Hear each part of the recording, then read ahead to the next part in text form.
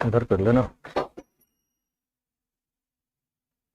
Good morning everyone. तो last class में हम लोग बॉन्ड केमिकल बॉन्ड के बारे में पढ़ रहे थे। केमिकल बॉन्ड में हम लोग आयनिक बॉन्ड पढ़ लिए थे पूरा, है ना।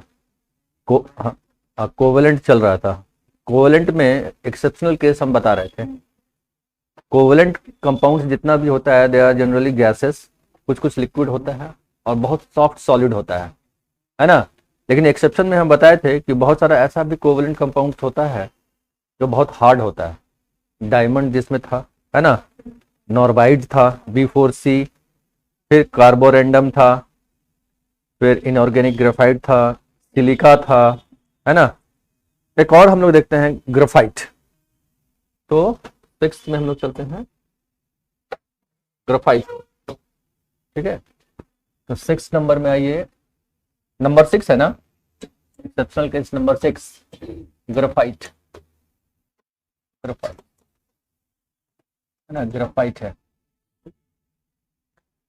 ये आपको मालूम है ये लेयर्ड स्ट्रक्चर होता है, लेयर्ड स्ट्रक्चर, है ना।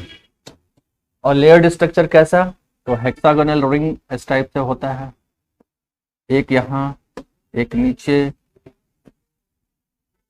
ठीक, ऐसे ऐसे ऐसे ऐसे ऐसे, और यहाँ से ऐसे ऐसे करके इस टाइप से लगता है। एक लेयर दूसरे लेयर के ऊपर रहता है हेक्सागोनल। ये होता है soft and slippery, soft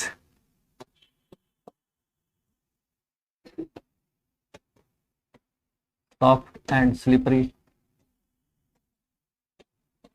soft and slippery, ठीक है। ये बॉन्ड नहीं है, ये वेंडरवाल फोर्स है।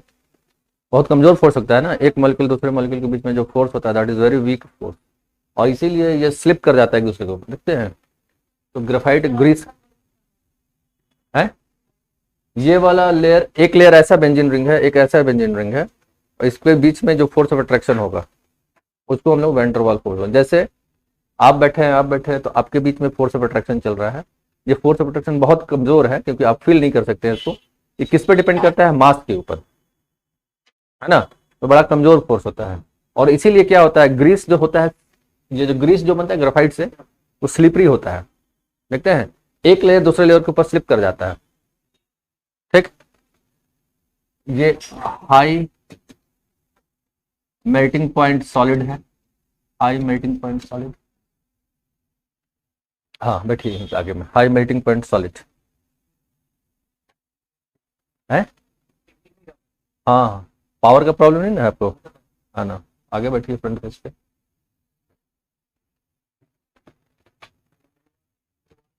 हाँ, वेंडरवाल फोर्स, ना ना, अरे van der Waals force,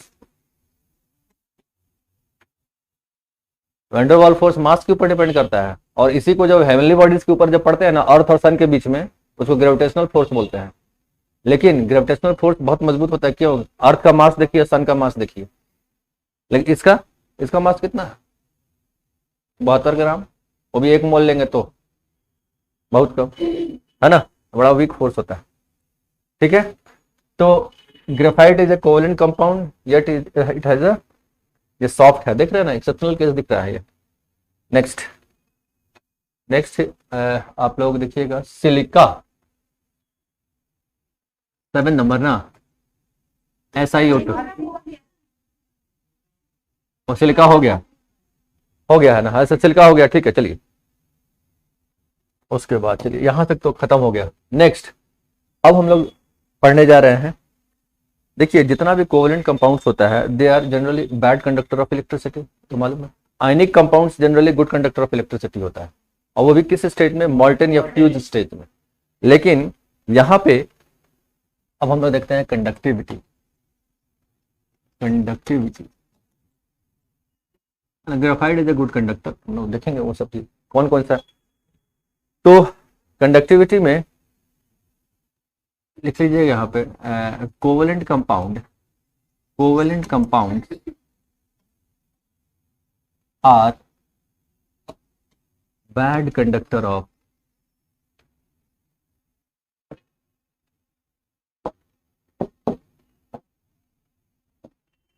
bad conductor of electricity, they are bad conductor of electricity.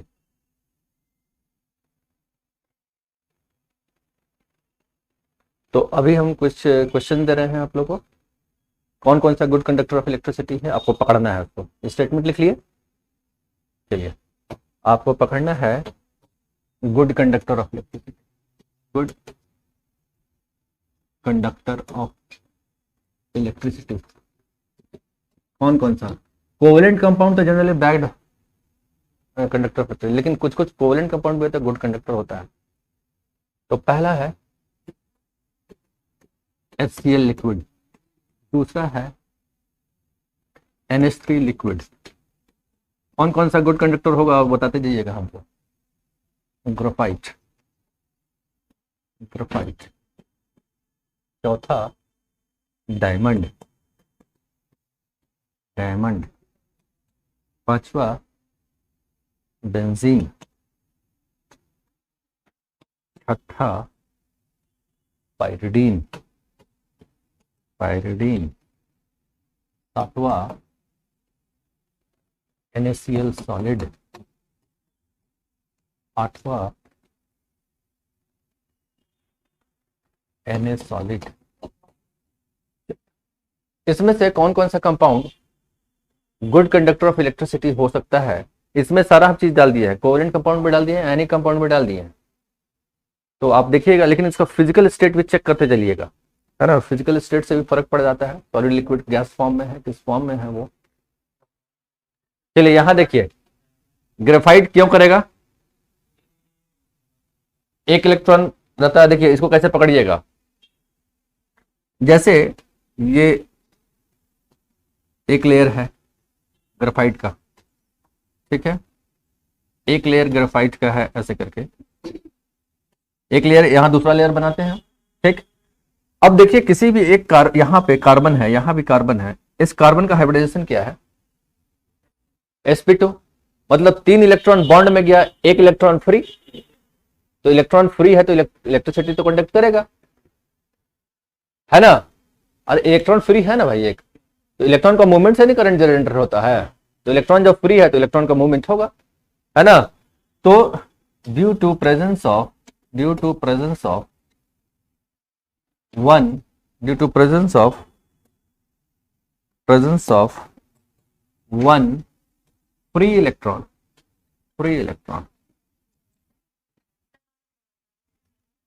देखिए यहां पे जो कार्बन है ये कितना बॉन्ड बना रहा है, 3 बॉन्ड बना रहा है ना। कार्बन कितना बॉन्ड बनाता है, 4 बनता है ना, 4 वैलेंस इलेक्ट्रॉन होता है, तो एक इलेक्ट्रॉन तो फ्री है ना, तो वो तो मूव कर सकता है ना। और जो करंट, जब इलेक्ट्रॉन का मूवमेंट शुरू हो गया तो मतलब इलेक्ट्रिसिटी का जनरेशन हो गया, यही ना हुआ, तो इसमें फ्री रहता है। तो ये ग्रेफाइट का एक्सप्लेनेशन हो गया, ड्यू टू प्रेजेंस ऑफ, ये थर्ड वाला का एक्सप्लेनेशन है, थर्ड वाला का एक्सप्लेनेशन, ठीक। चलिए पहले वाला का देखते हैं, एकदम होगा, कोवेलेंट कंपाउंड है ना, लेकिन फिर भी आयोनाइज करेगा, ये आयोनाइज कर जाएगा ना, है ना। HCl is a covalent compound, किस हाइड्रोजन और क्लोरीन के बीच में कैसा बॉन्ड बनता है, कोवेलेंट बॉन्ड, कोवेलेंट कंपाउंड हुआ ना। तो पहला वाला इसको भी टिक करिए, due to, because it ionises, देखिए इसमें, बिकॉज it ionizes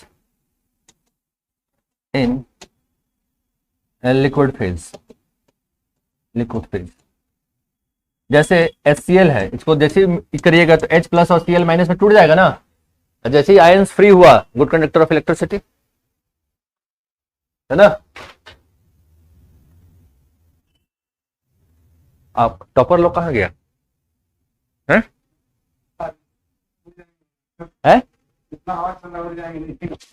ना डर लग गया, लड़की लोग आ सकती है, लड़का लोग उड़ जाएगा, कोई नहीं आएगा। हाँ तो बंद नहीं होता है भाई, है नहीं बंद होता है।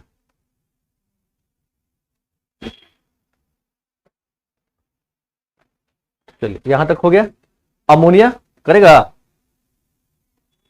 अमोनिया देखिए यहाँ हटा है ना, अमोनिया भी करेगा। और देखिए किस फेज में है ये, लिक्विड फेज में है, तो लिक्विड फेज में ये सेल्फ आयोनाइजेशन हो जाता है ना। अब इसको देखिए कैसे होगा। अमोनिया तो आप जानते हैं कोवेलेंट कंपाउंड है, इतना तो मालूम है ना, सेल्फ आयोनाइजेशन होगा।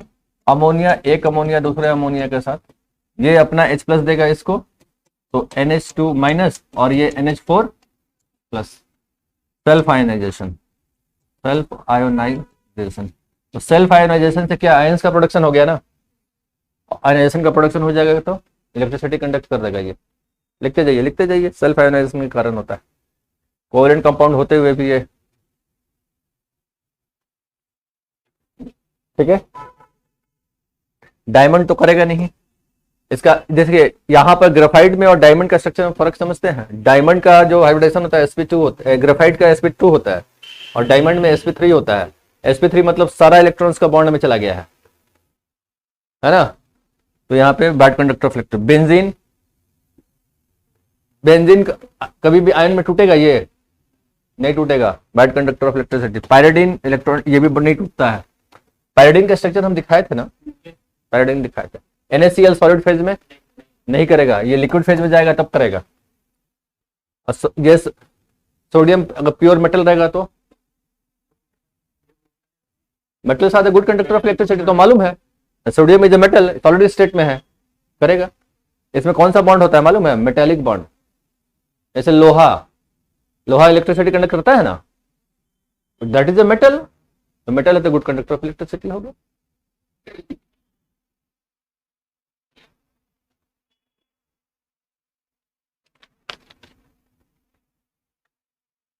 तो यहां तक हम लोग पढ़ लिए है ना। बीच में 5 मिनट का ब्रेक लेंगे, मेरा कार में कुछ प्रॉब्लम आ गया है, उसीलिए हम कार छोड़ के बीच रास्ता में आए हैं बाइक से, प्रॉब्लम आ गया है। नहीं तो हम 15 मिनट पहले रहते हैं एकदम 10 पे। सोल्यूबिलिटी, नेक्स्ट इज सोल्यूबिलिटी देखते हैं। सोल्यूबिलिटी, सोल्यूबिलिटी क्या कोवेलेंट कंपाउंड पानी में सोल्यूबल होगा? कोवेलेंट, ये तो आप लोग जानते हैं ना, ये तो फेमस डायलॉग है, लाइक डिजॉल्व लाइक, है ना, लाइक डिजॉल्व लाइक, ठीक है, होता है कि नहीं। तो जनरली कोवेलेंट कंपाउंड जो होता है ना, ऑर्गेनिक सॉल्वेंट्स में ज्यादा सॉल्युबल होता है, ठीक। Generally more soluble in organic solvent, organic solvent. Organic solvent कौन कौन सा एग्जांपल देख लीजिए। बेंजीन, पायरिडीन भी है शायद, हाँ देख लेते हैं, पायरिडीन भी है, हाँ पायरिडीन, फिर आपका टॉल्विन, टॉल्विन, ये सब में सॉल्युबल हो।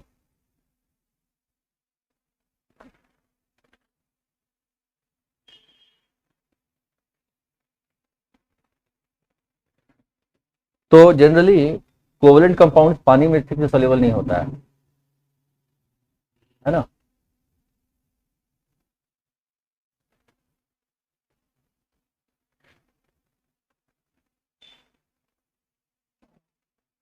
लेकिन वहां पर भी कुछ कुछ नियम चलता है, कौन कौन सा ऑर्गेनिक कंपाउंड पानी में सॉल्युबल हो सकता है, देखते हैं। हटाए इसको, तो हम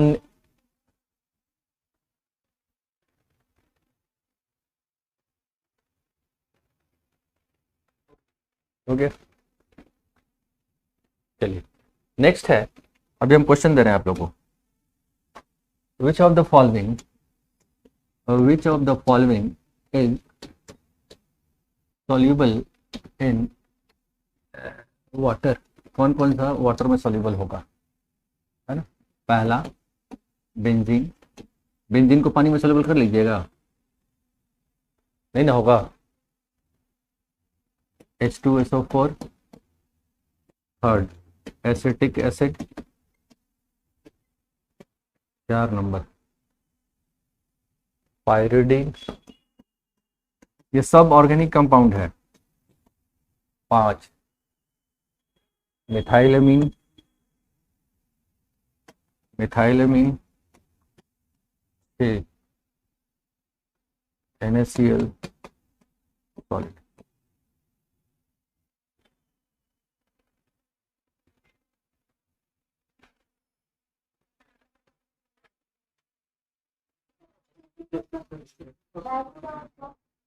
कोई भी एसिड तो देखिए ये सारा कंपाउंड है, ये कोवेलेंट कंपाउंड्स है, इसको छोड़ दिया जाए आयनिक छोड़कर, बाकी सारा कोवेलेंट है। तो पानी में सोल्यूबल कौन कौन सा होगा? H2SO4 क्यों? क्योंकि आयोनाइज करता है ना। अच्छा ये भी आयोनाइज करेगा, ठीक है। अब देखिए यहां पे मिथाइलमीन हाइड्रोजन बॉन्ड बनाएगा, मिथाइलमीन CH3 मिथाइलमीन है ना, तो ये पानी के साथ हाइड्रोजन बॉन्ड बनाएगा कि नहीं? ये हम basicity of amine in aqueous phase समझा रहे थे तो वहां दिखाए थे ना, तो हाइड्रोजन बॉन्ड बनाएगा, उसके चलते ये सॉल्युबल होगा। तो बहुत सारा फैक्टर होता है कि लाइक डिजॉल्व लाइक के अलावे, कि अगर कोई कंपाउंड है, जैसे ये आपका केन शुगर मान लीजिए, चीनी हो गया, चीनी तो कोवेलेंट कंपाउंड है ना, तो पानी में तो नहीं होना चाहिए था सॉल्युबल, लेकिन हाइड्रोजन बॉन्ड बनाता है इसलिए सॉल्युबल हो जाता है ना। तो ऐसा कोई भी कंपाउंड कोवेलेंट होते हुए भी अगर हाइड्रोजन बॉन्ड बना रहा है पानी के साथ तब भी वो सॉल्युबल हो जाएगा, आयोनाइज करता है तभी भी वो सॉल्युबल हो जाएगा, ठीक है। तो नोट करके एक पॉइंट लिखिएगा, नोट लिखिए। पहला point, compounds which can ionize, compound which can ionize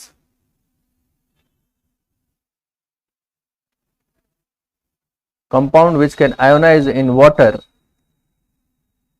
compound which can ionize in water are soluble, are soluble। जो पानी में सोल्यूबल हो जाता है, आयोनाइज कर जाता है, वो सोल्यूबल हो जाएगा। एग्जाम्पल में डालिए, sulphuric acid, acidic acid, HCl, ये सब एग्जाम्पल में डालिए। सब ये एसिड है ना, H+ तुरंत रिलीज कर देगा, आयोनाइज कर जाएगा, जो आयोनाइज करता है वो सोल्यूबल हो जाता है पानी में। HCl ये सब जितना भी एसिड है सब कुछ। सेकंड पॉइंट लिखिएगा, compound which can form, compound which can form hydrogen bond with water, compound which can form hydrogen bond with water।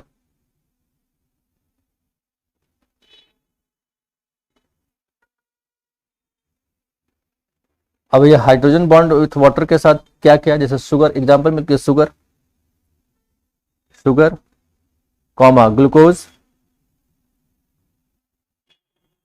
ROH, ROH मतलब alcohol, alcohol comma amine, amine comma amides.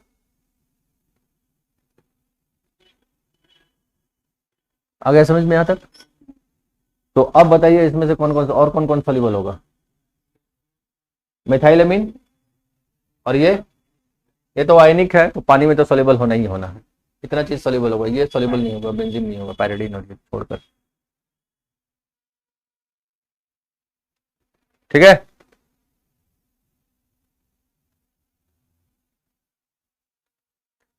क्या करें, आगे बढ़ेंगे तो बड़ा दिक्कत हो जाएगा नेक्स्ट, क्योंकि बड़ा इंपॉर्टेंट टॉपिक पे चल रहे हैं हम लोग, एब्सेंट है बहुत जन लोग। क्वेश्चंस बनवाए क्या? क्वेश्चंस बनाइएगा, हैं? वीडियो है, इंपॉर्टेंट टॉपिक है। हाँ 3-4 लोग आपके चाहिए, 3-4 लोग, चलिए रन आप लोग पढ़ा दीजिएगा अकेले में, है ना।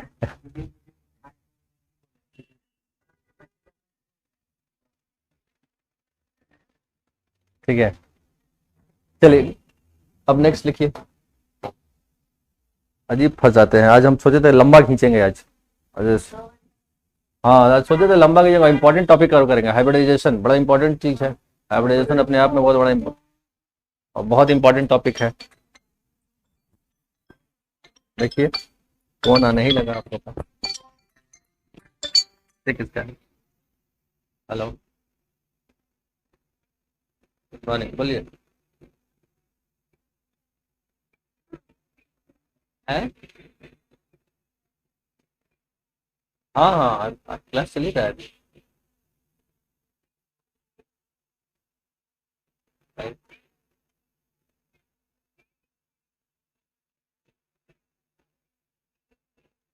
अच्छा अच्छा, क्या नाम हुआ आपका? क्या? क्या चीज़ के? अच्छा, हम बात करके अपने और तुरंत ही ठीक कराते हैं।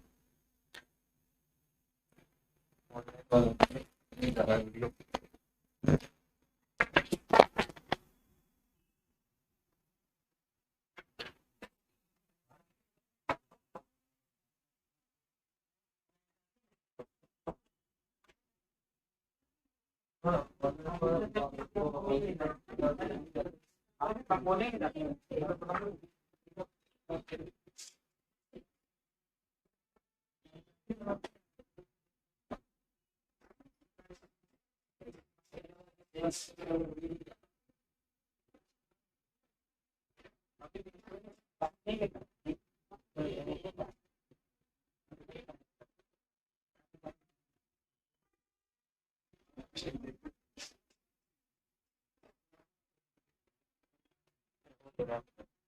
हम्म। जी, आप ही बात कर लीजिए, क्या बोल रही है? तो हो रहा, कमेंट आ रही है, निकला तो देखिए, उन्हीं का मोबाइल में कुछ प्रॉब्लम होगा, बात कीजिए किसका।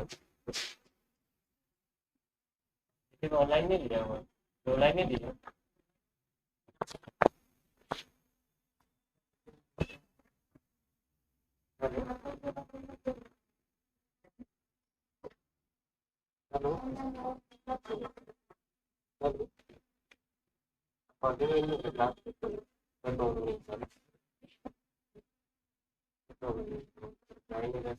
रुकिए रुकिए, नहीं बात हुआ, वो फिर क्लास में बीच में बोलेगी।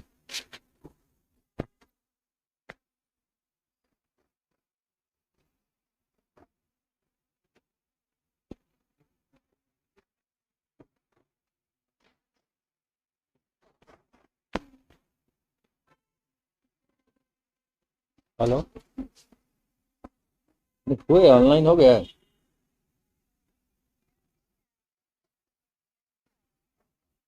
सर क्लियर नहीं रहा अभी तक तो, और किसी का कंप्लेन नहीं आया। देखिए, तो टेक्निकल एक्सपर्ट है यहाँ पे। हाँ, टेक्निकल एक्सपर्ट।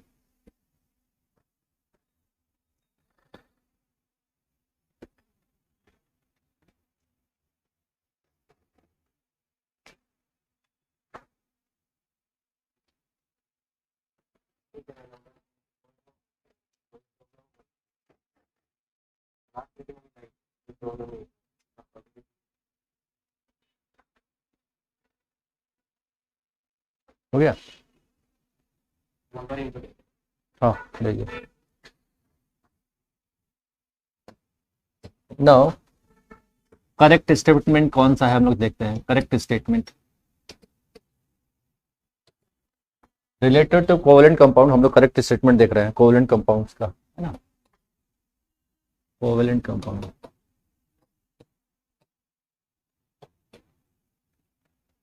तो पहला होता है, आपको करेक्ट, ये करेक्ट करना है क्या, कौन सा है ना? Hard and brittle, hard and brittle. दूसरा, compounds are less volatile, compounds are less volatile. तीसरा,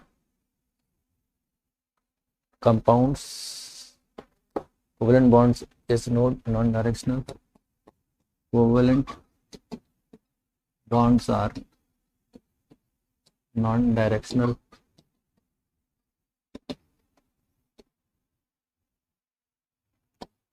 चौथा, they possess they possess low melting point, boiling point 5, exhibit पीरियो हमारा 6 रिएक्ट्स मॉडरेटली। कौन कौन सा स्टेटमेंट सही है, कौन कौन बताइए हमको इसमें। कोवेलेंट कंपाउंड्स के बारे में पूछ रहे हैं आपसे।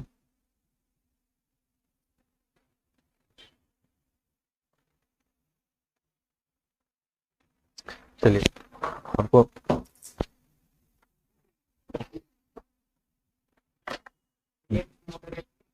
रिएक्ट्स मॉडरेटली, हाँ देखिए ये हार्ड तो नहीं हो सकता है, सॉफ्ट सॉलिड था बताया था ना, नहीं हो सकता। लेस वोलेटाइल, वोलेटाइल लेस होता है क्या? अरे लिक्विड गैस फॉर्म में तो तुरंत उड़ेगा ना, मोर वोलेटाइल ना होगा, होगा कि नहीं? They are more volatile. Covalent bonds are non directional, non directional होता है क्या? ये डायरेक्शन होता है इसका, मालूम है ना? कोवेलेंट बॉन्ड का हमेशा देखते हैं, उसीलिए शेप के बारे में इसका हमेशा हम लोग पढ़ते हैं, इस डायरेक्शन में बॉन्ड होगा, इस डायरेक्शन में बॉन्ड होगा, फिक्स होता है। तो ये भी नहीं, ये नॉन डायरेक्शनल कौन सा बॉन्ड होता है? Ionic bond. क्यों आयनिक बॉन्ड नॉन डायरेक्शनल है, समझने इसके। अगर यहाँ पॉजिटिव चार्ज रखा हुआ है, निगेटिव चार्ज हम कहीं भी रखेंगे, खींचेगा कि नहीं उसको, नॉन डायरेक्शनल होता है, ठीक है। तो दे अच्छा दे आर नॉन, ये भी नहीं हो सकता। दे पॉजेज लो मेल्टिंग, ये तो सही है।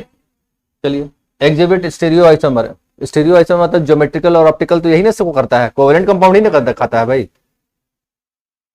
रिएक्ट मॉडरेटली, केमिकल काइनेटिक्स में हम समझाए थे कि आयनिक, जो आयनिक कंपाउंड जो वेरी फास्ट रिएक्शन करता है, और कोवेलेंट कंपाउंड मॉडरेटली। क्यों? क्योंकि उसमें बॉन्ड तोड़ना पड़ता है, फिर नया बॉन्ड बनता है, तोड़ने के लिए एनर्जी चाहिए, थोड़ा धीरे धीरे होता है वो, है ना, मॉडरेट रेट से रिएक्शन चलता है। ये सब हम बता चुके थे, ठीक, यहां तक कंप्लीट। अब हमको आगे बढ़ने में थोड़ा तकलीफ हो रहा है, लेकिन हमको बढ़ना तो पड़ेगा, है ना पढ़ना पड़ेगा। अब वो लोग वीडियो मांगे, कुछ भी करें, देखते हैं। Now next, valence shell electron pair repulsion theory, ये तो पढ़े होंगे आप लोग, valence shell electron pair repulsion theory, है ना। तो इसका कॉन्सेप्ट समझिएगा। इसमें क्या बोलता है कि जब हम इसमें पहला स्टेटमेंट लिखिएगा कि covalent bond is formed by sharing of electron. Covalent bond is formed bye, अभी भी तकलीफ है क्या? हेलो, ओ कार स्टार्ट नहीं हो रहा है, बैटरी हो गया। आओ हम बात करके करवा लेंगे मैकेनिक से बात। क्या? घर ही में बाहर में, बाहर अभी नहीं किया, बात करेंगे थोड़ा देर में, टाइम मिलेगा।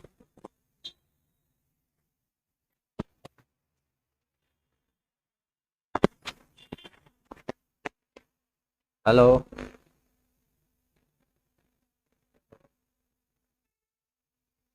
पैदल सब आए।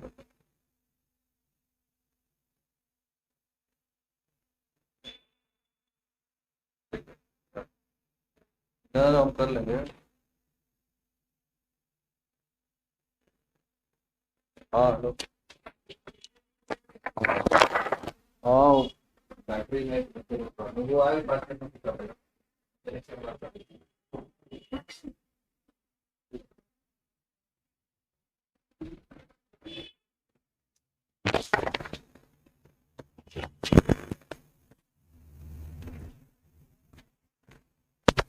ये थ्योरी पढ़े हैं आप लोग, valence shell electron pair repulsion theory, है ना। Covalent bond is formed by sharing of electrons, sharing of electron, है ना, शेयरिंग ऑफ इलेक्ट्रॉन से बनता है, ठीक। इसमें क्या बोला गया, इस थ्योरी को समझिएगा। इस थ्योरी में बोला गया कि जो एटम होता है उसका जो वैलेंस शेल में जो इलेक्ट्रॉन्स होता है, लास्ट ऑर्बिट में जो इलेक्ट्रॉन रहता है, वही शेयरिंग में जाता है, वो बॉन्ड बनाता है। ठीक है, और जितना भी इलेक्ट्रॉन्स रहता है सेंट्रल एटम के इर्द गिर्द, जितना भी वैलेंस इलेक्ट्रॉन रहता है, हम लोग लिखते हैं ना जो, वो आपस में ही क्या होता है, रिपल्सन होता है कि नहीं। जो सारा इलेक्ट्रॉन है, मान लीजिए क्लोरीन है, यहाँ क्लोरीन है, तो इसके पास इलेक्ट्रॉन 7 वैलेंस इलेक्ट्रॉन है ना, तो ये आपस में रिपल्सन हुआ कि नहीं सबका, पर सब निगेटिव चार्ज है, रिपल्सन तो होगा, और रिपल्सन चार्ज होगा तो सब एक दूसरे से दूर दूर जाएगा, फेंका जाएगा दूर दूर। अब वो इतना दूरी पे चला जाएगा जहां पे रिपल्सन मिनिमम हो जाएगा और स्टेबिलिटी मैक्सिमम हो जाए, है ना। अब इसको क्या बोलेंगे, ये बॉन्ड में तो गया नहीं है, इसको तो लोन पेयर बोलेंगे। और यही इलेक्ट्रॉन अगर बॉन्ड में चला गया तो बॉन्ड पेयर, और अभी क्या है, लोन पेयर। तो लोन पेयर और बॉन्ड पेयर के बीच में रिपल्सन होगा, है ना। अब बॉन्ड पेयर लोन पेयर के बीच में रिपल्सन होगा तो वो सब इलेक्ट्रॉन को दूर दूर भेज देगा, और दूर दूर इतने दूरी पे भेजेगा कि जहां पर रिपल्सन मिनिमाइज हो जाए, तो एक मॉलिक्यूल क्या हो जाएगा, स्टेबल हो जाएगा, है ना। और जब मैक्सिमम डिस्टेंस पे जाएगा तब मॉलिक्यूल का शेप डिसाइड हो जाएगा हमको, ये इधर फेंक दिया इसको, ये इधर फेंक दिया इसको, रिपल्सन होकर। जैसे होता है कि 4 इलेक्ट्रॉन, एक लोन पेयर इधर, एक लोन पेयर इधर, अब कितने मैक्सिमम डिस्टेंस पे जाए, इधर जाए इधर जाए, जहां पे हम स्टेबल फील करेंगे अपने आप को, रिपल्सन मिनिमम हो जाएगा। अब उसके बाद चेक करेंगे जितना भी बॉन्ड पेयर ऑफ इलेक्ट्रॉन है और लोन पेयर ऑफ इलेक्ट्रॉन है, सारा का आपस में रिपल्सन हो, सब एक दूसरे से दूर दूर चला जाएगा, है ना। और फिर वो जो शेप आएगा उसी को हम लोग बोलते हैं, उसी से हम लोग शेप डिसाइड कर लेते हैं ना। दिखाते हैं एग्जांपल से, आपको दिखाते हैं। थ्योरी सब तो बेसिक चीज है, आप लोग पढ़े होंगे, दिखाते हैं। जैसे आपसे पूछा जाए कि BeCl2 इसका शेप क्या होगा, इसका शेप हम हाइब्रिडाइजेशन से भी एक्सप्लेन करेंगे अलग। अभी तो वैलेंस इलेक्ट्रॉन पर रिपल्सन थ्योरी है, ये क्या कि ये 9th-10th में पढ़े होंगे आप लोग बहुत सारे। देखिए जैसे BeCl2, यहाँ एक इलेक्ट्रॉन, यहाँ एक इलेक्ट्रॉन, और Cl यहाँ पे, Cl यहाँ पे, 7 यहाँ हुआ ना, यहाँ से यहाँ बॉन्ड बनाया, यहाँ से यहाँ बॉन्ड बनाया। अब ये बॉन्ड पेयर और बॉन्ड पेयर के बीच में रिपल्सन, बोलिएगा सर ऐसे ही क्यों बनाए आप, ऐसे क्यों नहीं बनाए, यहाँ क्लोरीन डाल देते हैं हम, यहाँ क्लोरीन डाल देते हैं, क्यों वहां रखें, मैक्सिमम डिस्टेंस पे है। अगर यहाँ पे ये बॉन्ड पेयर, ये भी बॉन्ड पेयर, तो इसी ढंग से अरेंज होगा, समझ में आया। इसके अलावा इसका दूसरा पोजीशन नहीं हो सकता, अपने मन से कैसे फोटो नहीं बना दीजिएगा, रिपल्सन होगा किसके किसके बीच में, बॉन्ड पेयर का रिपल्सन हो रहा है। तो अब हम लोग कुछ कुछ पॉइंट्स लिखते हैं, कुछ है ना।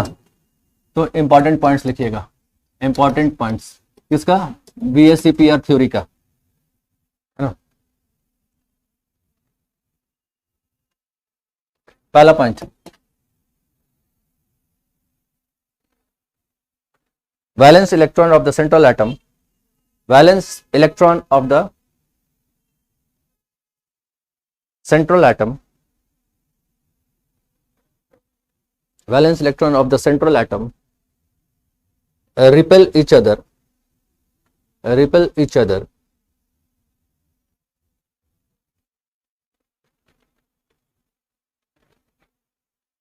so they move apart from each other, so they move apart from each other at maximum, move apart from each other at maximum distance,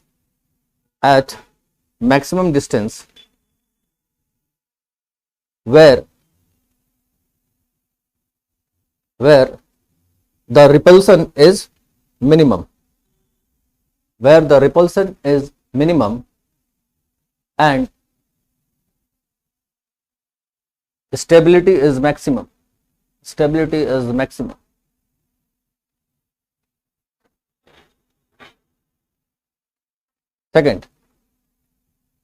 Second point, the repulsive interaction between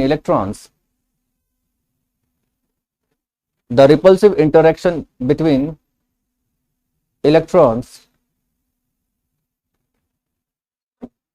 is as follows,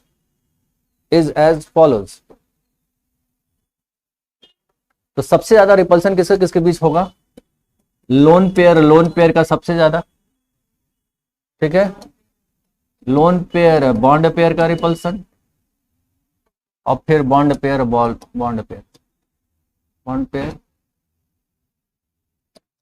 bond bond pair का repulsion।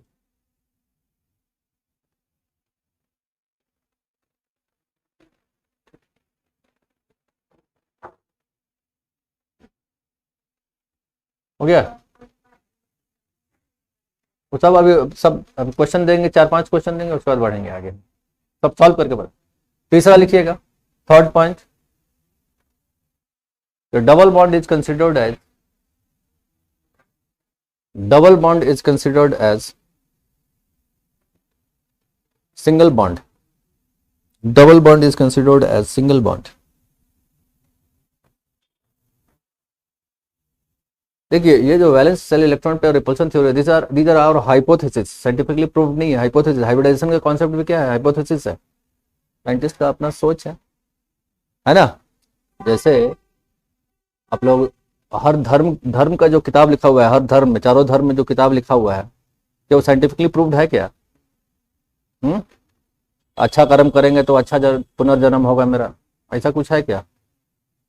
नहीं ना है, तो hypothesis है ना। कोई भी देखिएगा, कुरान देख लीजिए, बाइबल देख लीजिए, कुछ भी है ना, कहीं भी देख लीजिए आप, सब हाइपोथेसिस है। उसी तरह से ये भी हाइपोथेसिस है, साइंटिस्ट लोग अपना अपना तरीका बोल रहा है, ऐसा होता है, ठीक है। यहाँ पे सिंगल बॉन्ड, डबल बॉन्ड को हम लोग सिंगल बॉन्ड मान रहे हैं। अब देखिए एक एक चीज को हम लोग समझा रहे हैं, एग्जाम्पल से समझाते हैं। जैसे CO2 है, ठीक है, तो हम क्या बताएं, इसका वैलेंस शेल का जो इलेक्ट्रॉन होगा ना, वही ना बॉन्ड में जाता है, वैलेंस शेल का। तो कार्बन का कौन कितना वैलेंस इलेक्ट्रॉन, 4। तो देखिए सेंट्रल एटम का जो वैलेंस शेल का इलेक्ट्रॉन है, ये आपस में रिपल्सन करेगा, और रिपल्सन करेगा तो क्या चारों इलेक्ट्रॉन यहीं पे रह जाएगा, सबसे दूरी पर ना रहेगा। तो सबसे दूरी कितना होगा, 180 डिग्री पे, एकदम उल्टा साइड में रहेगा, ठीक है। हमको दिखाने का तरीका देखिए, हम क्या दिखाते हैं इसको। अब इतना नजदीक भी नहीं रहेगा, या तो रिपल्सन हो जाएगा, है ना। और इधर ऑक्सीजन है, इधर क्या है, ऑक्सीजन, ठीक। तो यहाँ एक इलेक्ट्रॉन दिखा, 2 इलेक्ट्रॉन दिखा, यहाँ दिखा दिया, यहाँ कितना, 6।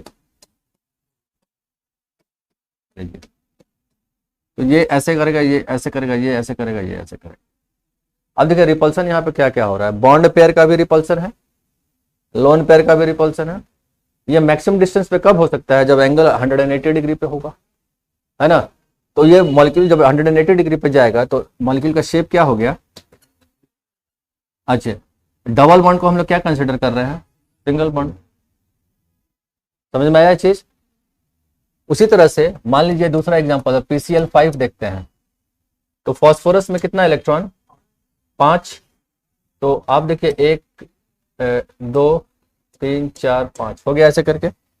अब ये मैक्सिमम डिस्टेंस पे है, और ये क्लोरीन 5, इधर एक क्लोरीन, इधर एक क्लोरीन, इधर एक क्लोरीन, इधर एक क्लोरीन, ये क्लोरीन, इसमें 7।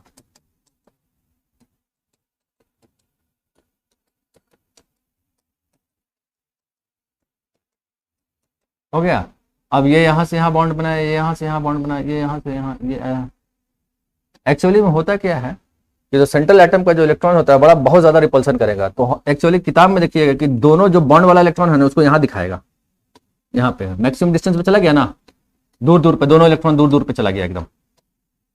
यहाँ सेंट्रल एटम में रिपल्सन जो हो रहा था वो सब दूर फेंका गया, इतना दूर फेंकाया वो कि जहां पे रिपल्सन मिनिमम हो जाए, स्टेबिलिटी मैक्सिमम हो जाएगा। और जब पूरा जब इलेक्ट्रॉन दूर दूर चला गया, तब मॉलिक्यूल का जब शेप देखा जा रहा है, तो क्या हो जा रहा है वो,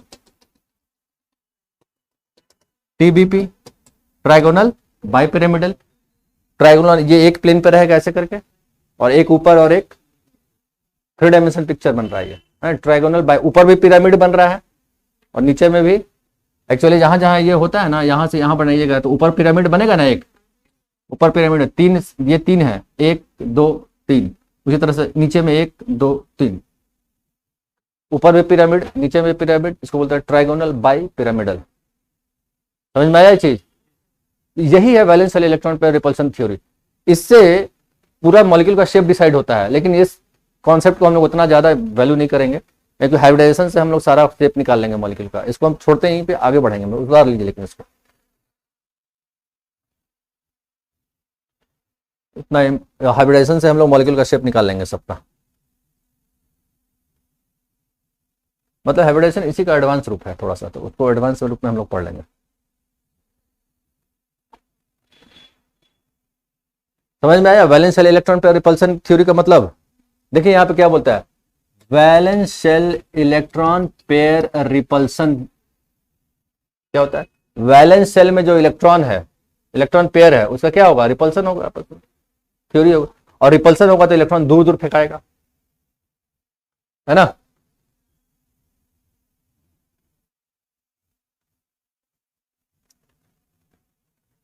नहीं तो आप लोग जैसे बहुत स्टूडेंट पूछा सर ऐसे ही का है फोटो बना, दूसरा ढंग से ही बन सकता था। अरे अपना घर का चीज थोड़े है ना? थ्योरी के अनुसार इलेक्ट्रॉन मिनिमम रिपल्सन इलेक्ट्रॉन का बीच में कहां पे होगा? जब वो मैक्सिमम डिस्टेंस पे रहेगा, कहां पे मैक्सिमम डिस्टेंस हो सकता है? अरेंजमेंट कैसे कैसे पॉसिबिलिटी है उसका, उसको चेक किया गया, तो देखा कि यही अरेंजमेंट बेस्ट है उसका, है ना? चलिए, ये तो valence shell electron pair repulsion theory है। नेक्स्ट हम लोग पढ़ते हैं, ये इंपॉर्टेंट है, वैलेंस बॉन्ड थ्योरी। क्या है? Valence bond theory. देखिए हम एक मैकेनिक को खाली बोल दे, गाड़ी चेक कर दो भाई।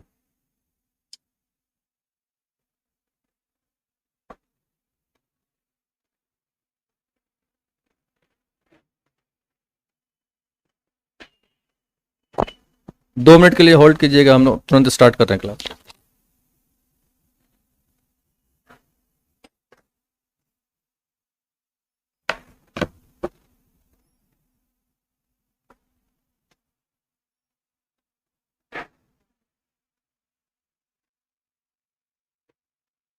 फारूक जी,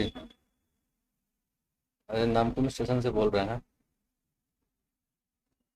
हाँ, ऑल्टो बनाए थे ना एक बार, गेट जो खराब हो, और गाड़ी का लाइट ऑन रह गया था तो बैटरी डिस्चार्ज कर गया है। कोई होगा तो आदमी भेज दीजिए ना, स्टार्ट हो जाएगा। गाड़ी रोड पे ही है, और पंजाबी कॉलोनी वो धर्म कांटा देखे है ना, वो स्टेशन के पहले।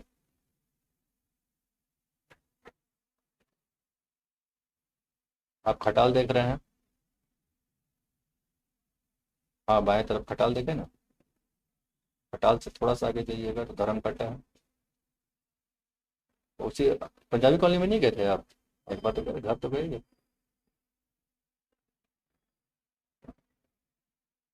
हैं? तो कितने देर में जाइएगा? अच्छा अच्छा, तो हम तो नहीं है वहाँ पे, हम भेज देंगे किसी आदमी को चाबी के साथ, तो आप पेमेंट वहीं पे ले लीजिएगा अपना। तो नहीं नहीं नहीं, वो बैटरी से एक तार से खाली हल्का सा वो खाली स्टार्ट करना होता है, फिर हम सेल्फ ले लेके उसको चार्ज कर लेते हैं। दो तीन बार हुआ हुआ है ऐसे। है?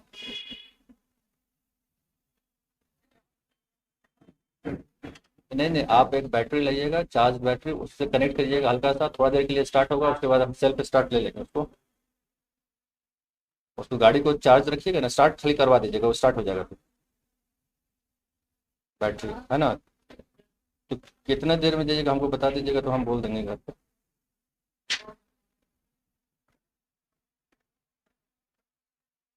ठीक ठीक ठीक। चलिए स्टार्ट करते हैं हम लोग। Next is valence bond theory. देखिए, valence shell electron pair repulsion theory में क्या बताया गया कि केमिकल बॉन्ड कैसे बनता है? शेयरिंग ऑफ इलेक्ट्रॉन से। ठीक है। वैलेंस बॉन्ड थ्योरी में क्या बोला गया? वैलेंस बॉन्ड थ्योरी में ये बोला गया कि chemical bond is formed by the overlap of the atomic orbital. समझ में आया? एटॉमिक ऑर्बिटल क्या क्या होता है? एस पी डी एफ, जानते हैं ना? एस का शेप क्या होता है? स्फेरिकल। पी का डम्बेल, डी का डबल डम्बेल, एफ का कॉम्प्लिकेटेड, है ना? तो इस थ्योरी के अनुसार, ये सब हाइपोथेसिस है, इस थ्योरी के अनुसार क्या हो रहा है, जैसे valence shell electron pair repulsion theory में जो बचपन से हम लोग पढ़ते आ रहे थे 8-9 से, शेयरिंग ऑफ इलेक्ट्रॉन से बॉन्ड बन रहा है। ये थ्योरी दूसरा बोलता है भाई शेयरिंग ऑफ इलेक्ट्रॉन से बॉन्ड नहीं बनता है, एटॉमिक ऑर्बिटल होता है, वो ओवरलैप करेगा। जैसे हमको दो पेन को जोड़ना है, है ना, जैसे यहाँ पे इनके पास पेन है तो ओवरलैप करेंगे ऐसे करके, यहाँ फेविकॉल लगाएंगे, ओवरलैप करके चिपका देंगे, होगा ना, ओवरलैप करने से होता है। जितना ज्यादा ओवरलैप होगा उतना मजबूत, उतना बॉन्ड में, कम ओवरलैप होगा तो कमजोर, है ना।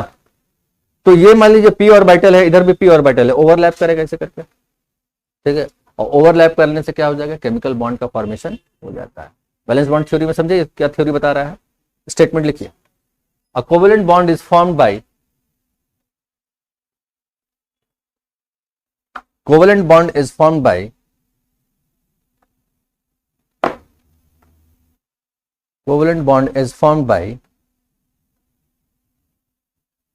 overlapping of, covalent bond is formed by overlapping of a half-filled atomic orbital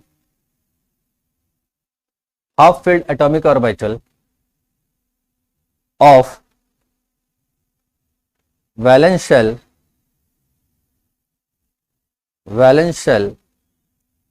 belonging to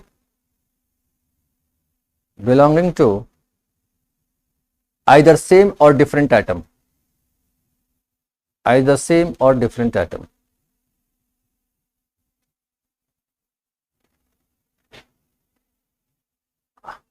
अब देखिए एटॉमिक ऑर्बिटल कौन सा ओवरलैप करेगा, जो हाफ फिल्ड होगा, फुल फिल्ड वाला कभी बॉन्ड नहीं बनाएगा, ये समझ लीजिएगा। फुल फिल्ड जो एटॉमिक ऑर्बिटल, एक ऑर्बिटल में, एक बक्सा में कितना इलेक्ट्रॉन, 2 इलेक्ट्रॉन होता है ना, बक्सा को ऑर्बिटल मान लीजिए, ठीक है। तो ऑर्बिटल में अगर एक इलेक्ट्रॉन रहेगा तो वही बॉन्ड में जाएगा और वही ओवरलैप करेगा दूसरे के साथ। जैसे पहला दिखाते हैं आपको, मान लीजिए ये एस ऑर्बिटल है ना, इसमें अब बताइए एस ऑर्बिटल रहेगा तो इसका शेप क्या होगा, स्फेरिकल एक, और दूसरा का भी एस ऑर्बिटल ओवरलैप करेगा तो इसमें एक इलेक्ट्रॉन और इसमें भी एक इलेक्ट्रॉन, दोनों ओवरलैप करेगा, और दोनों ओवरलैप करेगा तो ये केमिकल बॉन्ड बन गया, पेयर्ड इलेक्ट्रॉन हो गया। जैसे ये एस एस ओवरलैप हुआ, जैसे हाइड्रोजन मॉलिक्यूल में आपको पूछे जाएगा कि हाइड्रोजन और हाइड्रोजन के बीच ये बॉन्ड जो बना है ये किसका किसका ओवरलैप हुआ है, इसका एस ऑर्बिटल, इसका भी S orbital, S S overlapping हुआ है इसमें। समझ में आया, कौन सा ऑर्बिटल ओवरलैप कर रहा है, बॉन्ड बना रहा है, ठीक है। और valence shell electron pair repulsion theory में जाते तो क्या बनाते, इलेक्ट्रॉन दिखाते हैं यहाँ पे, ऐसा करके दिखाते हैं आप, यहाँ पे तो ये वाला चीज दिखाना पड़ेगा आपको, एटॉमिक ऑर्बिटल का ओवरलैप से। और कौन सा एटॉमिक ऑर्बिटल ओवरलैप करेगा, हाफ फील्ड वाला, वो भी कौन सा, वैलेंस शेल वाला, अंदर वाला शेल का नहीं, लास्ट लिखवा दिया है ना। चलिए उतारिए उसको, समझ में आ गया चीज।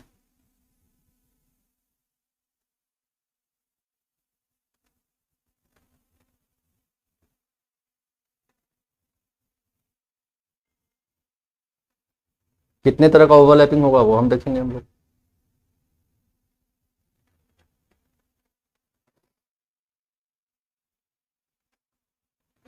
अब समझिए कि एक हाइड्रोजन इधर से आ रहा है, एक हाइड्रोजन इधर से आ रहा है ना, एक हाइड्रोजन इधर से आ रहा है और एक हाइड्रोजन इधर से आ रहा है, ठीक है। इसमें भी इलेक्ट्रॉन है, इसमें भी इलेक्ट्रॉन है ना, दोनों में बॉन्ड बनाना है ना, दोनों में बॉन्ड। तो इसमें कितने तरह का फोर्स काम कर रहा है, 2 तरह का फोर्स होगा, फोर्स ऑफ अट्रैक्शन होगा इसके बीच में, एक फोर्स ऑफ अट्रैक्शन होगा, फोर्स ऑफ रिपल्सन भी काम करेगा। तो फोर्स ऑफ अट्रैक्शन किसके किसके बीच में होगा, देखिए force of attraction between electron cloud, electron cloud को ही ऑर्बिटल बोलते हैं हम लोग, है ना, इलेक्ट्रॉन क्लाउड एंड न्यूक्लियस, क्योंकि इसका इलेक्ट्रॉन क्लाउड, इसका positive charge, nucleus positive charge है ना, इसके बीच में क्या होगा, फोर्स ऑफ अट्रैक्शन, लेकिन इलेक्ट्रॉन के बीच में फोर्स ऑफ, दोनों चलेगा, है ना। तो फोर्स ऑफ रिपल्सन चल रहा है यहाँ पे बिटवीन इलेक्ट्रॉन क्लाउड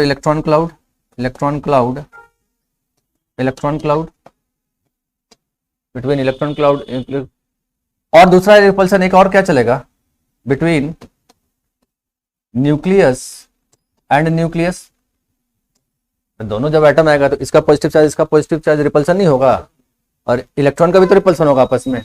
तो कितने तरह का फोर्स काम कर रहा है यहाँ पे, 3 तरह का फोर्स काम कर रहा है, है ना, अट्रैक्टिव फोर्स इलेक्ट्रॉन क्लाउड और न्यूक्लियस के बीच में। अब इतने डिस्टेंस पे वो जाएगा जहां पे फोर्स ऑफ अट्रैक्शन और फोर्स ऑफ रिपल्सन कहां हो जाए, बराबर हो जाए, तभी पे बॉन्ड का, तभी वो जाएगा इस पोजीशन पे आता है ना जब, तब क्या हो जाता है, force of attraction become force of, तब वो बॉन्ड बनता है। अगर रिपल्सिव फोर्स ज्यादा हो गया तो बॉन्ड बनेगा कभी भी, दोनों फोर्स बराबर होना चाहिए। हाँ वंस मोर, है ना। देखिए जब दो एटम आ रहा है बॉन्ड बनाने के लिए, तो इसका वैलेंस शेल में इलेक्ट्रॉन है, इसका भी वैलेंस शेल में इलेक्ट्रॉन है, तो इसके बीच में क्या होगा, रिपल्सन होगा।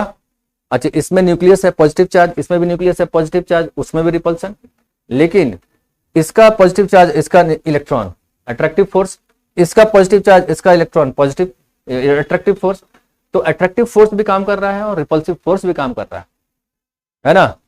तो अब दोनों जब करीब आएगा, इतना ही करीब आएगा जितना कि फोर्स ऑफ अट्रैक्शन और फोर्स ऑफ रिपल्सन कहां हो जाए, बराबर हो जाए। अगर फोर्स ऑफ अट्रैक्शन बहुत ज्यादा हो जाएगा तो ओवरलैप कर जाएगा, पूरा का पूरा एक के ऊपर एक चला जाएगा एटम। ऐसा होता है क्या, नहीं ना होगा। क्यों, क्योंकि रिपल्सिव फोर्स काम करने लग जाएगा वहां पे। अब इतना मैक्सिमम डिस्टेंस पर रहेगा जहां पे आप कंफर्टेबल फील करें। अब जैसे आप लोग को बोले इतना कंफर्टेबल, बोले चिपा कर बैठ जाओ तो कंफर्टेबल फील करिएगा, एक डिस्टेंस, मिनिमम डिस्टेंस पे होता है जहां force of attraction force of repulsion जहां पे बैलेंस्ड हो जाए, और उसी कंडीशन में वो क्या होता है, ओवरलैप सबसे सही ढंग से होता है। उस कंडीशन में जितना ओवरलैप होगा उसका बॉन्ड का स्ट्रेंथ उतना ही होगा।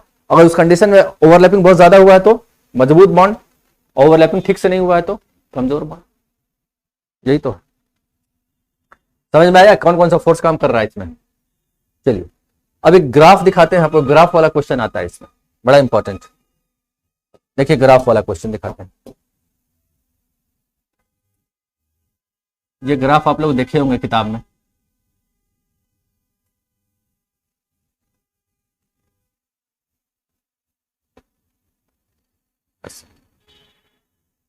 ठीक है।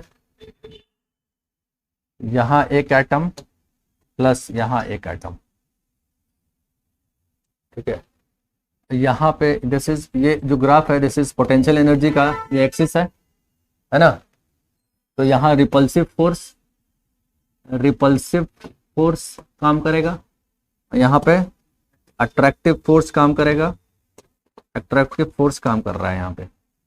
चलिए अब देखिए, and what is this, this is inter nuclear distance, inter nuclear distance, inter nuclear distance है ये। देखिए जब इंटर न्यूक्लियर डिस्टेंस क्या है, ये ऐसे देख रहे हैं ना, इधर इंटर न्यूक्लियर डिस्टेंस क्या हो रहा है, बढ़ रहा है। मतलब इसका एटम, ये एटम का एटम न्यूक्लियस का जो डिस्टेंस है वो बढ़ा हुआ है, दूर में है। हमको बॉन्ड बनाना है ना, अब दोनों एटम्स करीब आएगा बॉन्ड, और जैसे ही बॉन्ड बनता है तो एनर्जी क्या हो जाता है, कम हो जाता है। अब देखिए ये दूर पे एनर्जी यहाँ पे है, इंटरन्यूक्लियर डिस्टेंस बहुत ज्यादा है, दोनों करीब आएगा धीरे धीरे धीरे धीरे धीरे, इंटरन्यूक्लियर डिस्टेंस क्या हो रहा है, कम होगा, तो एनर्जी क्या होगा, घटेगा, और यहां जाकर मिनिमम एनर्जी, मतलब यहां बॉन्ड बन गया, यहाँ 2 इलेक्ट्रॉन आ गया, यहाँ पे बॉन्ड बन गया, मिनिमम एनर्जी। अब इससे कम लाइएगा, अब बॉन्ड को, अच्छा अब एटम को और हटाइएगा, अब तो रिपल्सिव फोर्स काम करेगा। अब रिपल्सिव फोर्स काम करेगा तो एनर्जी क्या होगा उसका, और डिस्टेंस लगिए। अब देखिए एनर्जी बढ़ रहा है, अब ये मिनिमम पे है, इससे ज्यादा करीब लाइएगा तो अब रिपल्सन हो जाएगा। तो आप जैसे और करीब लाने, इंटरन्यूक्लियर डिस्टेंस और कम कर रहे हैं तो रिपल्सन शुरू हो रहा है, देख रहे हैं यहाँ पर रिपल्सिव फोर्स एक्टिव हो गया, मतलब एनर्जी उसका ये मिनिमम एनर्जी पे है ना, मिनिमम एनर्जी पर मैक्सिमम स्टेबिलिटी होता है। बॉन्ड बन गया, वहां बॉन्ड बनने पे क्या हो गया, मिनिमम एनर्जी हो गया ना उसका, मैक्सिमम स्टेबिलिटी हो गया, ये बॉन्ड बन। तो अब हमसे आपसे पूछा जाए व्हाट इज बॉन्ड एनर्जी, तो बॉन्ड एनर्जी का मतलब देखिएगा, बॉन्ड एनर्जी होता क्या है, बॉन्ड एनर्जी का मतलब क्या होता है कि यहां पे जो इसका जितना एनर्जी था और यहां पे इतना एनर्जी है, इसी को ना हम लोग बोलेंगे, जो डिफरेंस हुआ दिस इज नोन एज, इतना एनर्जी निकल गया होगा बाहर, यहां पे जितना एनर्जी था यहां जितना एनर्जी है उतना ही डिफरेंस एनर्जी निकला होगा ना बाहर, मतलब मॉलिक्यूल स्टेबल हो गया, मतलब कुछ अमाउंट ऑफ एनर्जी निकल गया, बॉन्ड बन गया, तो कितना निकला, इतना, this is known as bond energy, बता लीजिए उसको। तो आप देख रहे हैं यहां से यहां तक अट्रैक्टिव फोर्स काम किया, इससे ज्यादा करीब लाइएगा ना रिपल्सन शुरू हो जाएगा। आज मौसम गजब किया हुआ है एकदम। उतारिए उसको।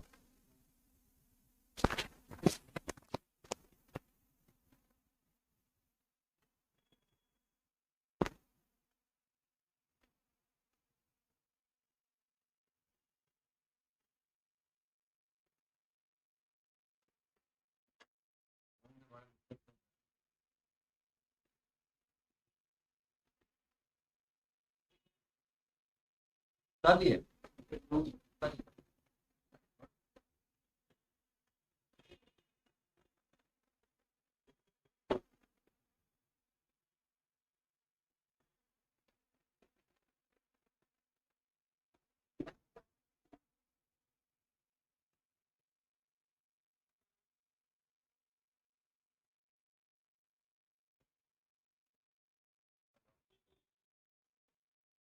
हेलो। हेलो।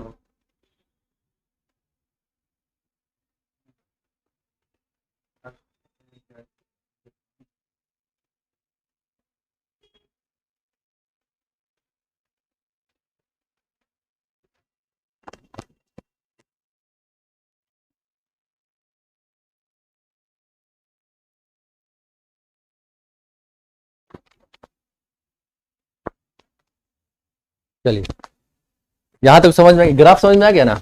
ग्राफ से डायरेक्ट क्वेश्चन पूछता है, ग्राफ को एक्सप्लेनेशन समझ में आ गया। यहाँ पे डिस्टेंस दूर दूर पे एटम है, हमको बॉन्ड बनाना है, दोनों करीब आ रहा है बॉन्ड बनाने के लिए। करीब जैसे जैसे आएगा उसका एनर्जी लेवल धीरे धीरे, जब मिनिमम एनर्जी पे आएगा तो ओवरलैप कर गया, मतलब वहां पे है ना, बॉन्ड बन चुका है।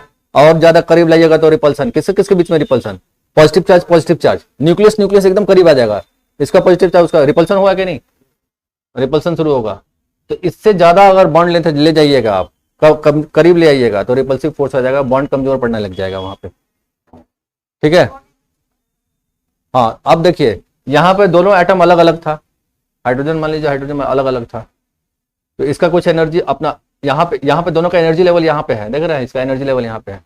हम क्या बोले, जब बॉन्ड बनता, बॉन्ड क्यों बनता है? स्टेबिलिटी के लिए, स्टेबिलिटी गेन करेगा, स्टेबिलिटी गेन करेगा मतलब उसका एनर्जी लेवल कम हो जाएगा। जैसे ही बॉन्ड बना उसका एनर्जी लेवल देख रहे हैं कितना कम हो गया, यहां से यहां तक गिर गया ना, गिरा कि नहीं? यहाँ बॉन्ड बना तो ये बॉन्ड एनर्जी है, यहाँ पे जितना एनर्जी था अभी जितना एनर्जी है, this is known as bond energy. ठीक है, हटाए इसको। चलिए अब देखिए, ये जो स्ट्रेंथ ऑफ कोवेलेंट बॉन्ड होता है, ओवरलैपिंग से ना बनता है, ये तो समझ गए। Now strength of covalent bond, strength of covalent bond is directly proportional to extent of overlapping, extent of overlapping, extent of overlapping, कितना ओवरलैपिंग हो रहा है ना, एंड इनवर्सली प्रोपोर्शनल टू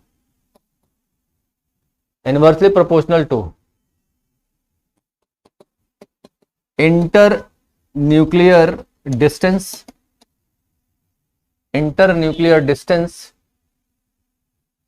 और नंबर ऑफ ऑर्बिट्स। देखिए इंटर न्यूक्लियर डिस्टेंस अगर ज्यादा होगा, ध्यान से समझिएगा, इंटर न्यूक्लियर डिस्टेंस बॉन्ड बनने के बाद अगर इसका न्यूक्लियस दोनों का इंटर न्यूक्लियर डिस्टेंस अगर ज्यादा होगा तो बॉन्ड एनर्जी क्या होगा? कम हो जाएगा। ये बॉन्ड लेंथ बढ़ गया ना, अगर बॉन्ड बड़ा है तो तोड़ना आसान, और छोटा हुआ तो वही स्ट्रेंथ ऑफ कोवेलेंट बॉन्ड किस पर डिपेंड करेगा? एक कितना ओवरलैपिंग हुआ, जितना ज्यादा ओवरलैपिंग एटॉमिक और मेटल का उतना मजबूत बॉन्ड, और दूसरा inversely proportional to internuclear distance ज्यादा तो बॉन्ड स्ट्रेंथ क्या हो जाएगा? कमजोर पड़ जाएगा। यही चीज है, उतार लीजिए इसको।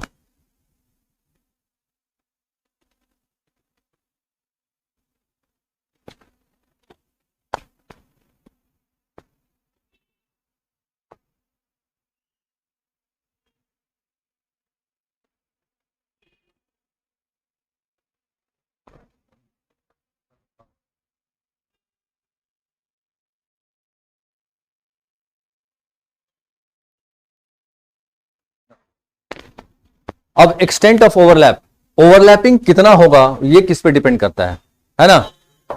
ना हेडिंग डालिएगा, extent of overlap depends upon, extent of overlap depends on, extent of overlap depends on,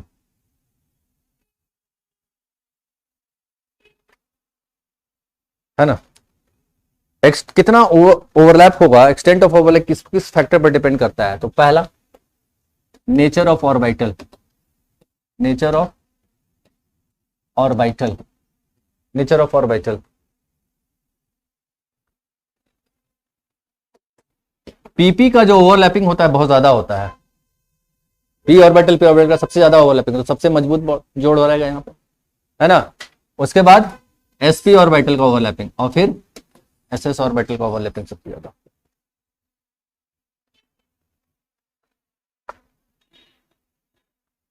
clear. दूसरा nature of overlap, nature of overlap किस ढंग से ओवरलैप कर रहा है वो भी तो देखना है। तो पहला है कोएक्सियल या हेड ऑन ओवरलैप, है ना। तो पहला कोएक्सियल और हेड ऑन ओवरलैप, और हेड ऑन ओवरलैप मतलब अलोंग द एक्सिस ओवरलैप करेगा। तो अलोंग द एक्सिस जो ओवरलैपिंग करता है एटॉमिक ऑर्बिटल, कौन सा bond, sigma bond. Head on overlap, head on overlap समझिएगा, जैसे ये पी ऑर्बिटल है, ये भी पी ऑर्बिटल, इसका एक्सिस कौन सा है, ये वाला। तो ये ओवरलैप करेगा तो कैसे ओवरलैप करेगा, ऐसे ना ओवरलैप करेगा, यहां ओवरलैपिंग किया तो ये हेड ऑन ओवरलैप हुआ ना। Along the internuclear coaxial, coaxial overlap कर रहा है, तो ये कौन सा बॉन्ड बना।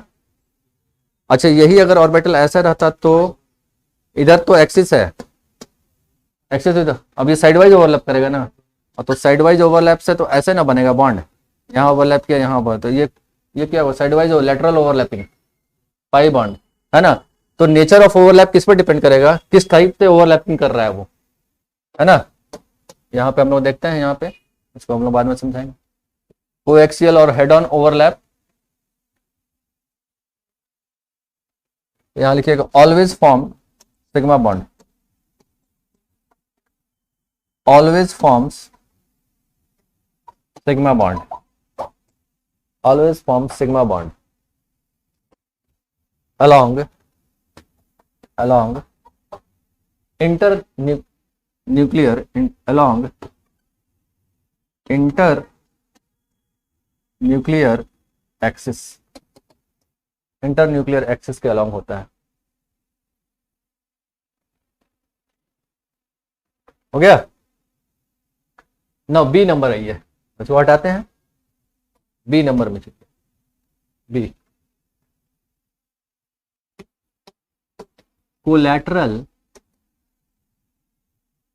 कोलैटरल और साइडवाइज, साइडवाइज ओवरलैप, कोलैटरल और साइडवाइज ओवरलैप, है ना। इससे क्या बनेगा, always pi bond is form, always pi bond is formed, और ये perpendicular to the internuclear axis,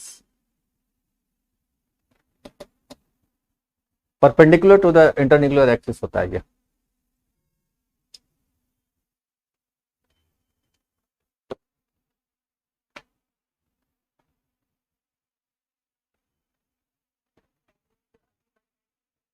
हाँ वही साइड वाइज, तो अगर साइड वाइज जब रहेगा ऐसे करके, यहाँ पे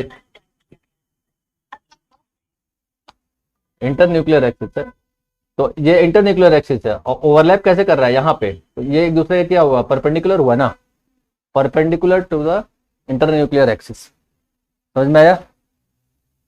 चलिए आगे बढ़ते हैं। आया हाँ फारूक जी,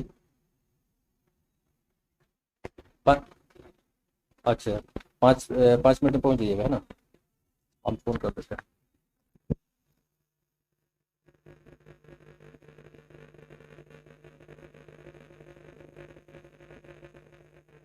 ये 2 मिनट ठीक कर दो, उसके बाद स्टार्ट करते हैं पूरा। 2 मिनट रुक जाइएगा आप लोग सब कोई।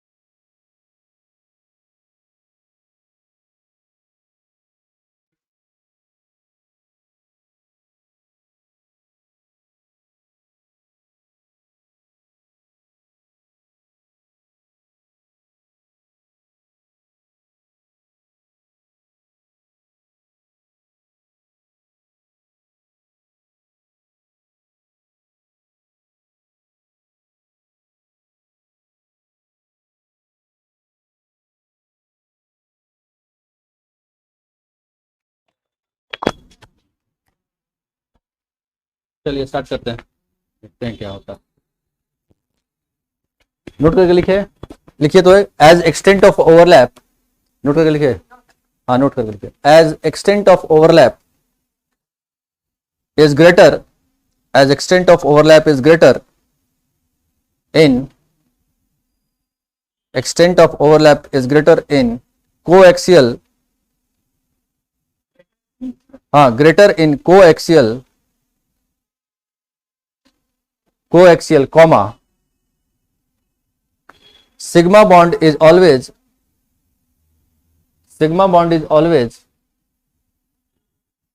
stronger than, sigma bond is always stronger than pi bond, sigma bond is always stronger than pi bond। ठीक है, तो देखा गया है कि कोएक्सियल जो ओवरलैप होता है, अलोंग द एक्सिस जो ओवरलैप कर रहा होता है, तो वहां एक्सटेंट ऑफ ओवरलैपिंग क्या हो रहा है, ज्यादा हो रहा है, तो बॉन्ड क्या होगा, मजबूत होगा compare to that overlap where there is sideways overlap, है ना। तो साइडवाइज ओवरलैप से पाई बॉन्ड बनता है, जब जानते हैं। चलिए अब हम लोग देखते हैं types of coaxial overlap, types of coaxial overlap, कितने तरह का टाइप्स होता है। तो पहला है SS overlap, SS overlap, SS overlap, ठीक है। इसका एग्जांपल क्या लिखते हैं हम लोग, हाइड्रोजन, एसएस, इसका एस ऑर्बिटल, उसका एस ऑर्बिटल, कैसे होता है। तो देखिए हाइड्रोजन में जब इलेक्ट्रॉनिक 1s1 रखिएगा ना, हाफ फील्ड है कि नहीं, यही ना बॉन्ड में जाएगा, दूसरा तो कोई जा नहीं सकता है। तो यहाँ पे एक एटम है, दूसरा एटम यहाँ पे है, और ये ओवरलैप करेगा, तो यहाँ पे 2 इलेक्ट्रॉन आपको दिखाई देगा, दिस इज द बॉन्ड, है ना। इसको आप ऐसे भी दिखा दे, एक्सटेंट ऑफ ओवरलैप किया, यहाँ पे एसएस ओवरलैप हुआ, ठीक है। दूसरा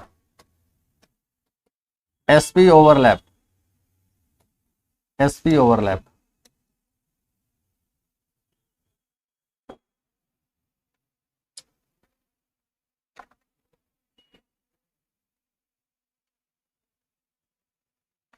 एग्जाम्पल में H F, H B R, ठीक है,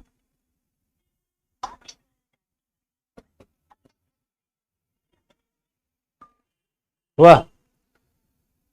H F, H B R, H C L. अब देखिए इसमें कैसे होता है, यहाँ पे एसपी ओवरलैप, आप डायरेक्ट एग्जाम में ये भी पूछ सकता है, आपको एग्जाम्पल दे देगा एचएफ का, बोलेगा किस टाइप का ओवरलैप चल रहा है इसमें, है ना, एटॉमिक ऑर्बिटल किस टाइप का ओवरलैपिंग कर रहा है। तो आप देखिए इसको सॉल्व कैसे कीजिएगा, आप दोनों का इलेक्ट्रॉनिक कॉन्फ़िगरेशन लिख लीजिए, है ना, इसको एक्सप्लेन कर दे रहे हैं क्या, रखिए,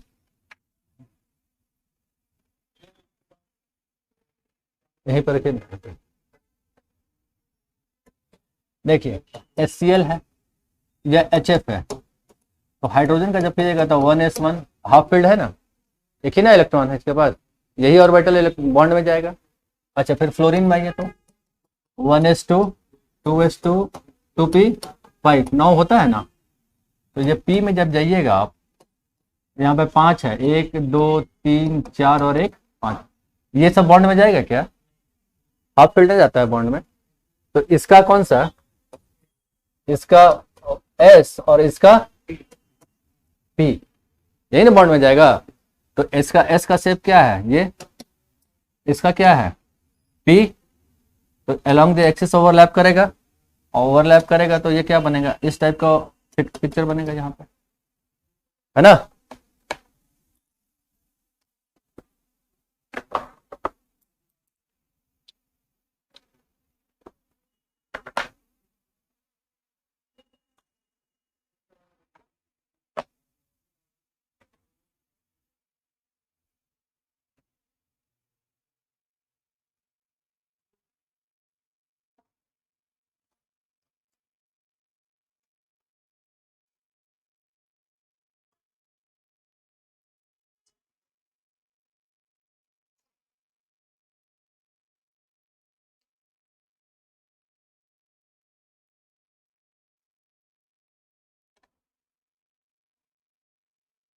हटाएं इसको।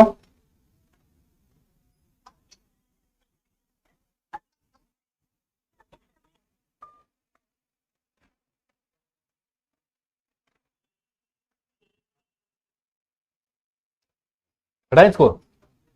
चलिए अब हम लोग देखते हैं थर्ड, पीपी ओवरलैप। हेलो। हाँ। कहाँ पे? कब से हम फोन कर रहे हैं, मैकेनिक गया हुआ है वो गाड़ी ठीक करने के लिए, चाबी देना है। तो आधा घंटा से हम फोन कर रहे हैं, फोन भी नहीं उठा रहे, पापा जी भी नहीं। अच्छा, पैदल ना आएगा सब? पैदल ना? बाहर? हाँ हाँ, रोड पर वहीं पे। पापा जी देंगे ये देखना।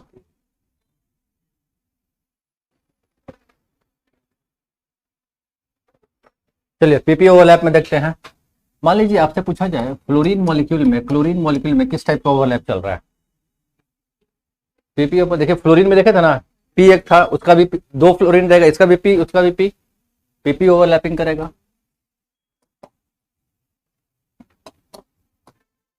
along the axis ओवरलैप किया यहाँ पे, this will lead to the formation of sigma bond, है ना।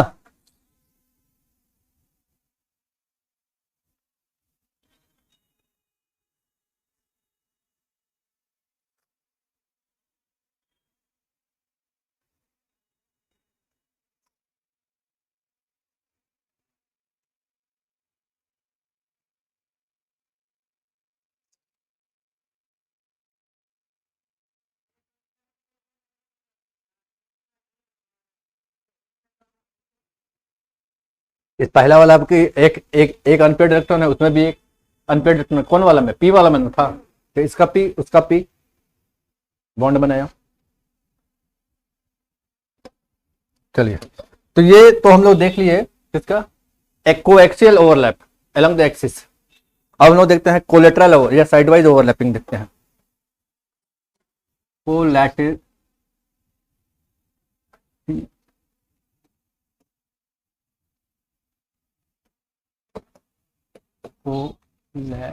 लैटरल या फिर sideways overlap, sidewise overlap, collateral और साइडवाइज ओवरलैप। ठीक, इसमें कितना तरह का ओवरलैपिंग होगा वो देख लेते हैं हम लोग। तो ये देखिएगा, यहां लिख लीजिए, always occurs in p orbital, p orbital and d orbital। s में साइडवाइज कभी नहीं होगा, है ना।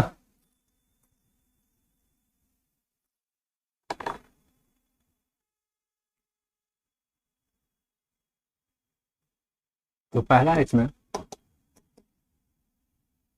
पी पाई ओवरलैप।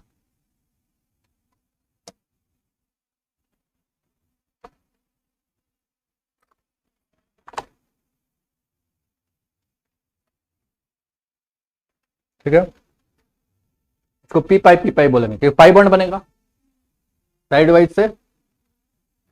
आप देखिए O2 मॉलिक्यूल में कैसा बॉन्ड बनता है, दो बॉन्ड बनता है ना, एक सिग्मा और एक, तो ये पाई का किस टाइप का रहेगा, पी पाई। क्यों, इसका भी पी इसका भी पी, कैसे देख लीजिए। ऑक्सीजन 1s2 2s2 2p4 हो गया 8। इसका कौन सा खाली रहेगा, 1 2 3 4, ये दो बॉन्ड में जाएगा ना, तो दो बॉन्ड बना ना इसमें।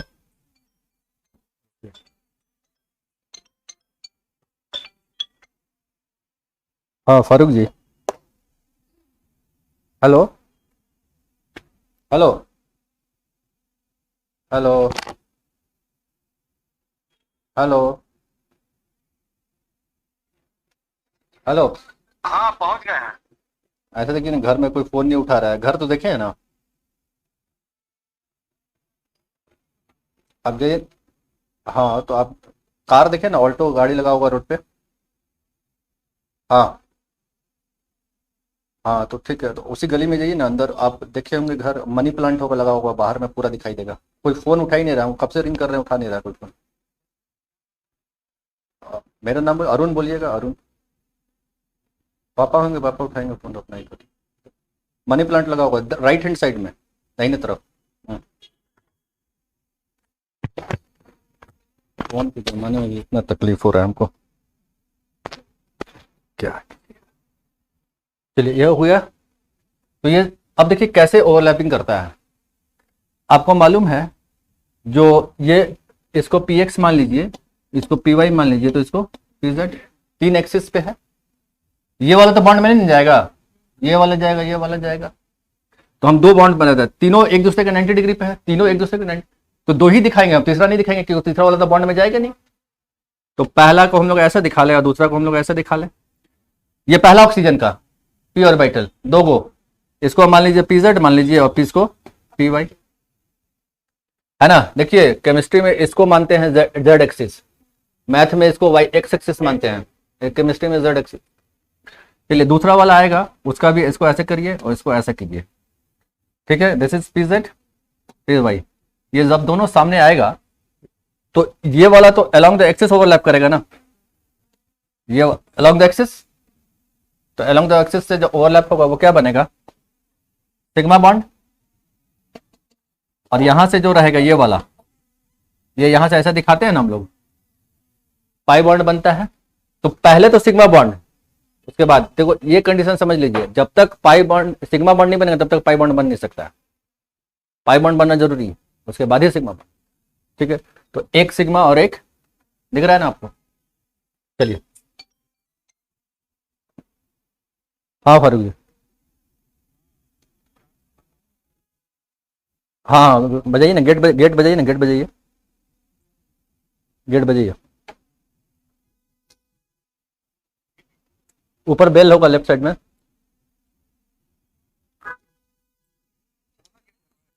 हाँ काला नहीं, ब्राउन रंग का होगा। हाँ हाँ, राइट हैंड साइड में पूरा मनी प्लांट दिखाई दे रहा होगा। ग्राउंड फ्लोर में ही, ग्राउंड फ्लोर में ही, हाँ उसी वही वाला, वही वाला, हाँ वही है। हाँ हाँ, प्लास्टिक का सेट दिया हुआ है। बजाइए ना गेट, गेट बजाइए।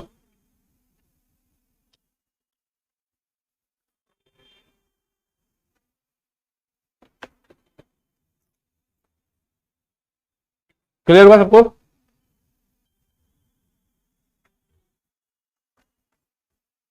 अच्छा, उसी तरह से अब एक तो ऐसा समझ गए आप लोग। चलिए आगे बढ़ते हैं हम लोग। ये था पी पाई बॉन्ड, पी पाई, पी पाई बॉन्ड, है ना।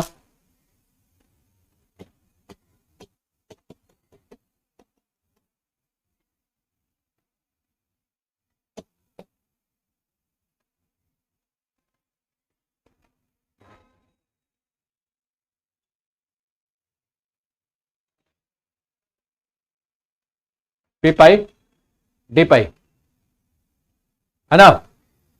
तो पी पाई, पी वाला ऐसा रहेगा, है ना, और डी वाला डबल डम्बल, ये साइड वाइज ओवरलैप करेगा। इसका एक्सेस यहाँ, इसका एक्सेस यहाँ, इसका एक्सेस यहाँ, ये साइड वाइज ओवरलैप करेगा, ठीक है। और साइड वाइज जब ओवरलैप करेगा,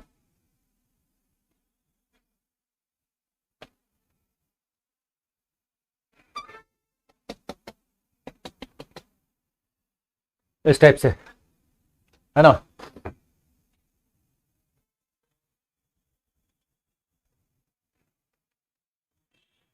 हो गया क्वेश्चन, हैंग का या क्या भाई, हैंग मत करो, तुम भी धोखा मत दो हमको। अभी आ रहा है। हाँ हाँ, कैसे नहीं आएगा वो गेट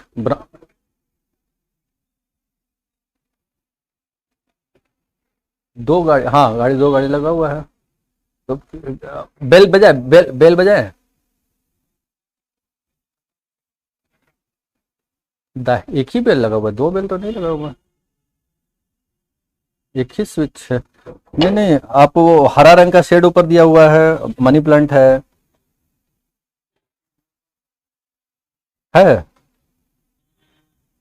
पूरा भरा होगा मनी प्लांट।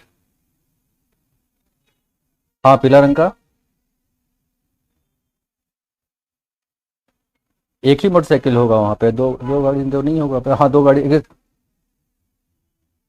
नहीं नहीं, कार नहीं होगा वहां। कार नहीं। उससे आगे बढ़िए, अगला मकान बड़ी बड़ा चौड़ा सा गेट होगा। है ब्राउन कलर का। नहीं नहीं, ब्राउन कलर का गेट होगा। आपको मनी प्लांट दिखाई दिया, बड़ा पूरा भरा होगा। हाँ हाँ पूरा वही वाला मकान, उसी को। हाँ नहीं उसे नहीं, पूरा। आप बजाइए तो निकलेगा कोई। हाँ बाएं तरफ बेल है, ऊपर में। लाइट होगा तो बेल भी बजेगा, नहीं तो दरवाजा खटखटाइए, अपना कोई निकलेगा।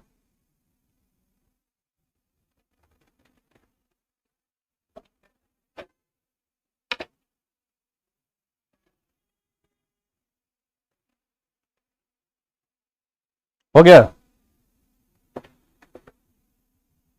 चलिए क्वेश्चन हम दे रहे हैं। which type of which type of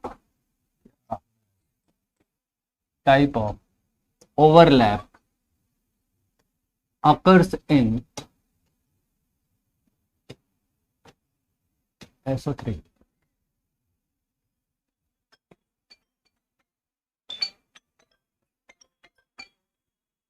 हाँ, अरे वहीं जहाँ रहता है वहीं ना है, टंगाता है वहीं। तो फोन कब से लगा रहे, कब से इंगेज है फोन?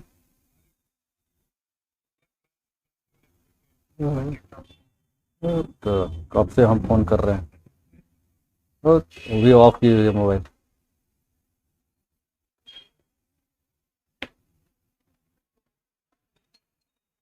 चलिए, एसओ थ्री में जो बॉन्ड बनता है ये ऐसे बनेगा, है ना? ऐसे नहीं बनेगा। तो एक सिग्मा एक पाई, एक सिग्मा एक पाई, एक सिग्मा एक पाई।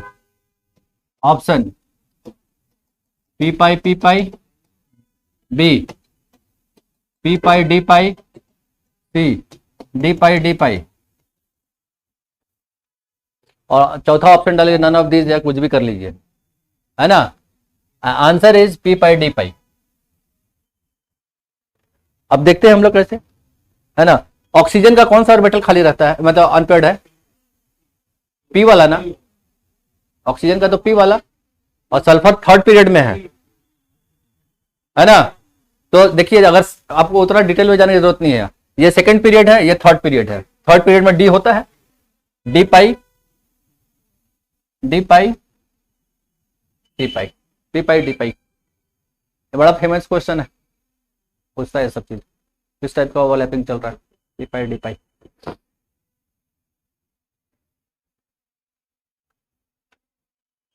समझ में आया?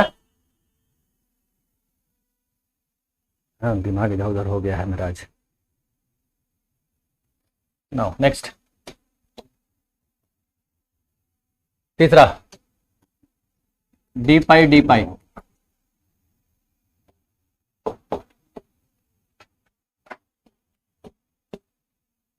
D pi D pi. if both the central atom and sidewise atom, if both the central atom and sidewise atom belongs to third period,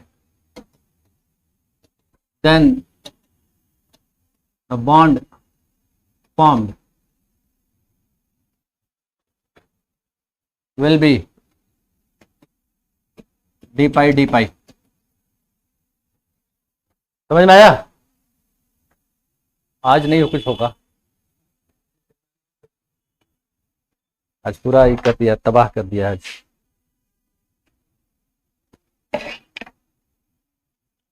हमको भी परेशान कर दिया, मोबाइल सेवा सब डिस्टर्ब है। ये वो काम करने के लिए छोटा सा काम।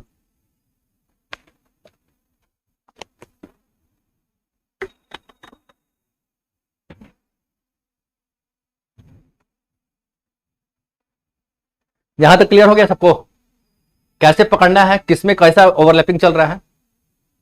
Sigma bond S S PP और एसपी है ना, axial overlap, sidewise overlap, PP P pi P pi D pi P pi और डी पाई डी पाई। ठीक है, तो पकड़ना बड़ा इतना डेप्थ में जाने की जरूरत नहीं है। आप देखिए सेंट्रल एटम कौन सा पीरियड का है, साइडवाइज कौन सा है। अगर सेंटर वाला थर्ड और साइड वाला सेकंड तो डी पाई पी पाई, दोनों अगर थर्ड पीरियड तो डी पाई डी पाई। बड़ा हो गया, क्या करना है।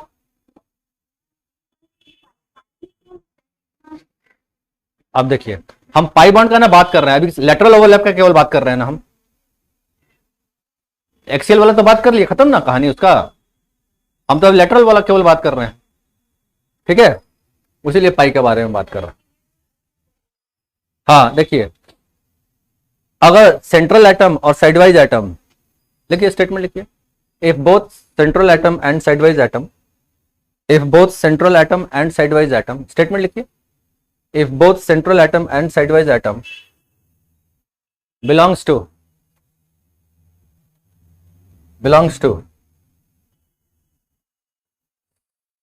second period,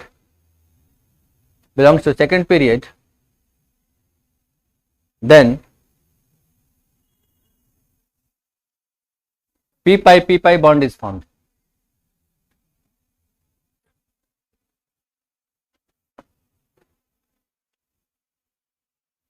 समझ में आ गया। और ये डी पाई पी पाई कब, डी पाई कब बनेगा, तो दोनों थर्ड है। चलिए यहां तक आप लोगों को समझ में आ गई। हाँ तो एक तो लिखवा, एक सेकंड पीरियड एक थर्ड पीरियड में रहेगा, वही ना बताया। एक सेकंड पीरियड में, अभी क्या लिखे आप, एक सेकंड पीरियड में होगा और एक थर्ड पीरियड में होगा, तो वहां पे पी पाई डी पाई, और दोनों थर्ड पीरियड में तो डी पाई हो गया। चलिए अभी हम लोग एक्सटेंट ऑफ ओवरलैपिंग देखते हैं। क्वेश्चन हम दे रहे हैं, ऑर्डर लिखिएगा। Extent of overlap, extent of overlap 1s4p 1s2p 1s2p फिर 1s3p 1s3p। सबसे ज्यादा ओवरलैपिंग कहाँ होगा, देखिए हम यहां पे बताए थे, axial overlap is inversely proportional to internuclear distance. अगर इंटरन्यूक्लियर डिस्टेंस जितना ज्यादा होगा, एक्सटेंट ऑफ ओवरलैपिंग उतना क्या हो जाएगा, कम ना हो जाएगा। अरे अगर डिस्टेंस दूर दूर चला गया तो ओवरलैपिंग हो पाएगा, नजदीक रहेगा तो ओवरलैपिंग ठीक से ना होगा, दूर रहेगा तो ओवरलैपिंग हो पाएगा ठीक से, नहीं ना। अब देखिए कौन कौन करीब है, ये करीब करीब है ना, अगल बगल, फर्स्ट ऑर्बिट सेकंड ऑर्बिट, तो इसको 1 मानिए, इसको 2 मानिए और इसको 3 मानिए। तो 2 वाला सबसे ज्यादा, उसके बाद 3, उसके बाद 1। एक्सटेंट ऑफ ओवरलैपिंग ऐसे चलेगा।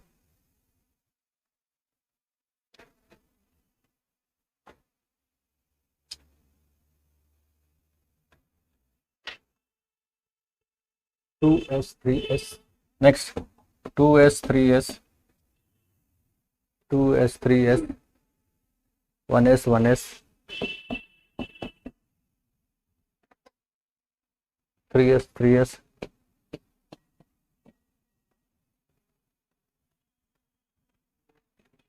चलिए इसको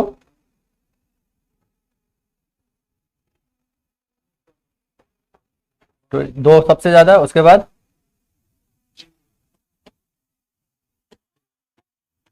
यही ना,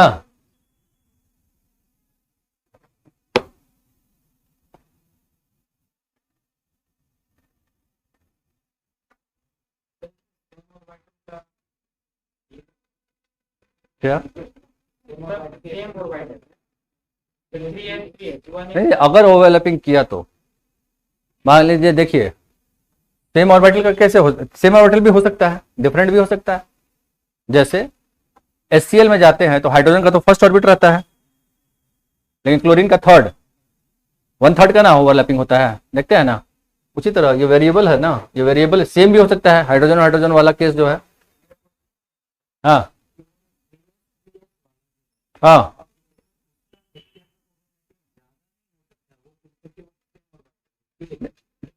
एक्सटेंड ओवरलैपिंग ज्यादा इसलिए नहीं होगा, डिस्टेंस ज्यादा दूर पड़ गया ना, दूरी रहेगा तो इंटरन्यूक्लियर डिस्टेंस बढ़ गया, इंटरन्यूक्लियर डिस्टेंस बढ़ गया तो ओवरलैपिंग यही है। चलिए आगे देखते हैं। और एक चीज ध्यान रखिएगा कि पी का जो इंटरन्यूक्लियर डिस्टेंस होता है, ये जो डिस्टेंस होता है, और डी का जो इंटरन्यूक्लियर डिस्टेंस होता है ना, ये जो डिस्टेंस होता है, ठीक है, यहाँ लेस डिस्टेंस होता है, लेस डिस्टेंस, डी का कम डिस्टेंस, यहाँ पे मोर डिस्टेंस है ना, ज्यादा।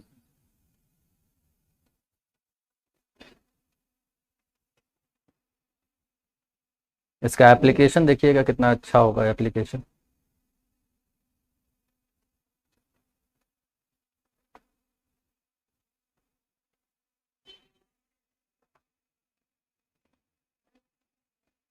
क्या ये हम बताने की कोशिश कर रहे हैं कि मान लीजिए दोनों डी है, और एक में डी दे दिया है और एक में पी दे दिया है, ठीक है, तो इंटरन्यूक्लियर डिस्टेंस कहां पे ज्यादा होगा, पी वाला में ज्यादा होगा कंपेयर टू पी, ठीक है। क्वेश्चन दिखा रहे हैं आपको, D pi D pi extent of overlapping दिखाइएगा हमको, पी पाई तीनों का बताइए। 3 सबसे ज्यादा 2 ना, डी पाई यहां देखिए ना, लेस डिस्टेंस है ना, एक्सटेंट ऑफ ओवरलैपिंग ज्यादा ना होगा यहाँ पे, 2 सबसे ज्यादा, फिर 1,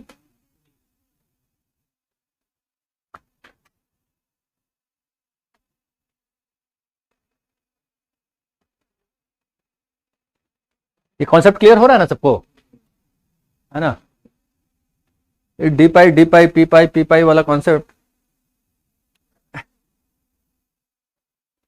ये मेडिकल वाले को पढ़ाते हैं, इंजीनियरिंग वाले को पढ़ाते हैं, बड़ा देर से समझ में आता है वो लोगों को, क्या समझ में क्या चीज है इसमें। क्लियर है ना सबको, चलिए आगे बढ़ते हैं।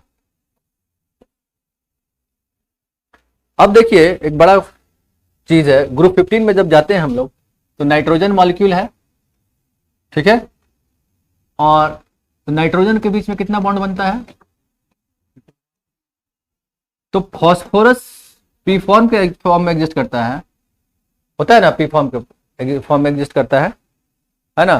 तो हम, मेरा क्वेश्चन ये है कि फॉस्फोरस P2 के फॉर्म में क्यों नहीं एग्जिस्ट कर रहा है ऐसे ट्रिपल बॉन्ड करके, सेम ग्रुप का एलिमेंट है ना, नाइट्रोजन के बाद फॉस्फोरस आता है कि नहीं, तो नाइट्रोजन ट्रिपल बॉन्ड बनाता है, N2 के फॉर्म में एग्जिस्ट करता है नाइट्रोजन, और P2 फॉस्फोरस किस फॉर्म में, P4 के फॉर्म में, P2 के फॉर्म में क्यों नहीं एग्जिस्ट करता है, व्हाई इट इज सो। अब देखिए क्या होता है, यहां पे पाई बॉन्ड बना ना, तो कौन सा पाई बॉन्ड बना, 2p pi second period pi bond P वाला ना, दोनों इंटरन्यूक्लियर डिस्टेंस कम, मजबूत फोर्स, हुआ कि नहीं, हमको बताइए। फॉस्फोरस कौन सा पीरियड का एलिमेंट, थर्ड पीरियड, तो इसमें क्या होगा, 3p pi this is a weak bond, extent of overlapping क्या हो जाएगा, कमजोर, डिस्टेंस इंटरन्यूक्लियर डिस्टेंस बढ़ गया ना, तो कमजोर फोर्स, कमजोर बॉन्ड बनेगा, और कमजोर बॉन्ड बनने से रूम टेम्परेचर पर एग्जिस्ट करेगा ही नहीं। और इसी के लिए फॉस्फोरस किस फॉर्म में, फॉस्फोरस का सिंगल बॉन्ड बनता है, मालूम है ना, ये वाला देखे है ना, ऐसे एग्जिस्ट करता है, ये सिंगल, इसमें पाई बॉन्ड नहीं है, क्यों नहीं पाई बॉन्ड एग्जिस्ट कर रहा है, थर्ड पीरियड का एलिमेंट है, और जो बॉन्ड ओवरलैपिंग हुआ वो रूम टेम्परेचर पर स्टेबल, इसीलिए वो समझ में आ रहा है? ये बड़ा फेमस क्वेश्चन ये पूछता है ना? यहाँ 3p अनस्टेबल हो गया, ये this is unstable and this is stable, ये स्टेबल है।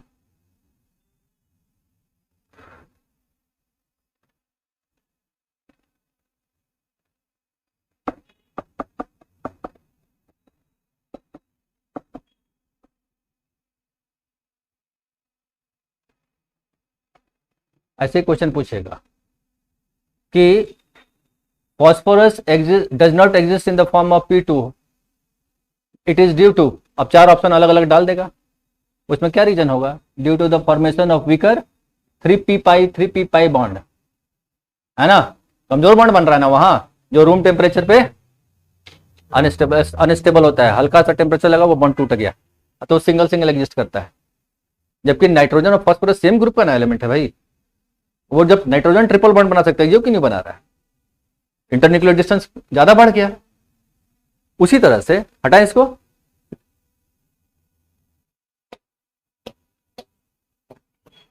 Question O2 is form, O2 तो बनता है नेचर में, देखते हैं ऑक्सीजन गैस, बट SS या फिर S2 is not. Sulphur S2 के फॉर्म में एग्जिस्ट करता है क्या? किसके फॉर्म में? S8 के फॉर्म। और देखते हैं वहां S8 में खाली सिंगल सिंगल बॉन्ड रहता है, देखते हैं ना कैसा पकड़ शेप कैसा होता है, देखिए ऐसा ना रहता है, S S S S S 8 हो गया S8 के फॉर्म में, तो सब सिंगल बॉन्ड ना है, सब सिंगल बॉन्ड है। लेकिन ऑक्सीजन में तो ऑक्सीजन सेम ग्रुप और सल्फर भी सेम ग्रुप का एलिमेंट, ऑक्सीजन डबल बॉन्ड बना ले रहा है, लेकिन सल्फर डबल बॉन्ड नहीं बना पा रहा है। बना पा रहा है क्या? ये कोई side wise overlap, extend of overlap क्या हो रहा है? कमजोर पड़ रहा है ना, क्यों? 3p पाई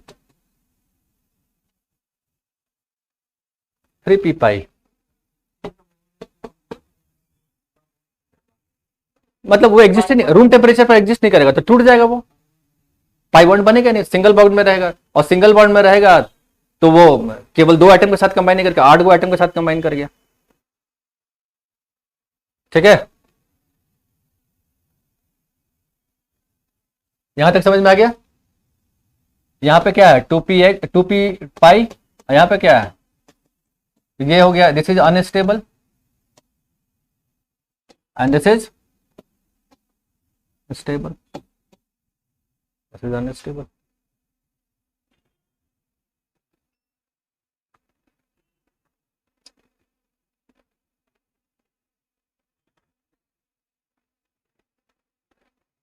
पूरा परेशान हो गया। चलिए एक और क्वेश्चन, हटाए इसको।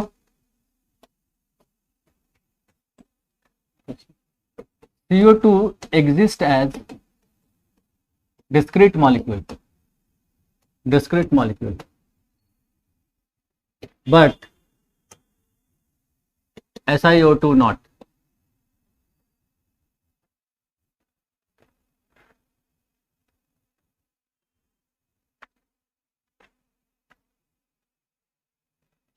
सिलिका, कार्बन डाइऑक्साइड तो सिंगल एग्जिस्ट करता है, इसका स्ट्रक्चर तो यही होता है, आप जानते हैं, है ना? SiO2 सिंगल एग्जिस्ट करेगा क्या? सिंगल एग्जिस्ट नहीं करता ये। देखिए इसका स्ट्रक्चर कैसे बनता है।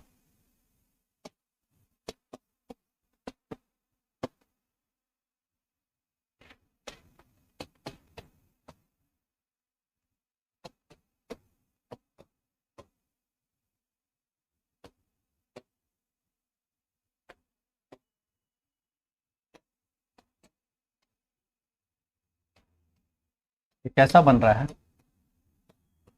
आप देख रहे हैं? 8 मेंबर रिंग बनाना, 1 2 3 इधर, 3 इधर, 6 और 7 और 1। SiO2 एग्जिस्ट किया क्या सिंगल? ये तो सिंगल एग्जिस्ट कर गया, वो देख रहे हैं कितना, 4 गो सिलिकॉन एक साथ जुट रहा है, सिंगल सिंगल बॉन्ड है ना सब, तो सिंगल क्यों नहीं एग्जिस्ट कर रहा है SiO2? सेम रीजन यहां पे कौन सा? 2p पाई, सेकंड पीरियड, ये भी सेकंड पीरियड, सेकंड पीरियड, लेकिन सिलिकॉन कौन सा पीरियड? थर्ड पीरियड, और ऑक्सीजन सेकंड पीरियड। तो 2p पाई 3p पाई, और ये देखा गया अनस्टेबल है यहाँ पे, और इसीलिए ये टूट जाता है, ये पाई बॉन्ड बनता ही नहीं है और सिंगल बॉन्ड में एडजस्ट करेगा।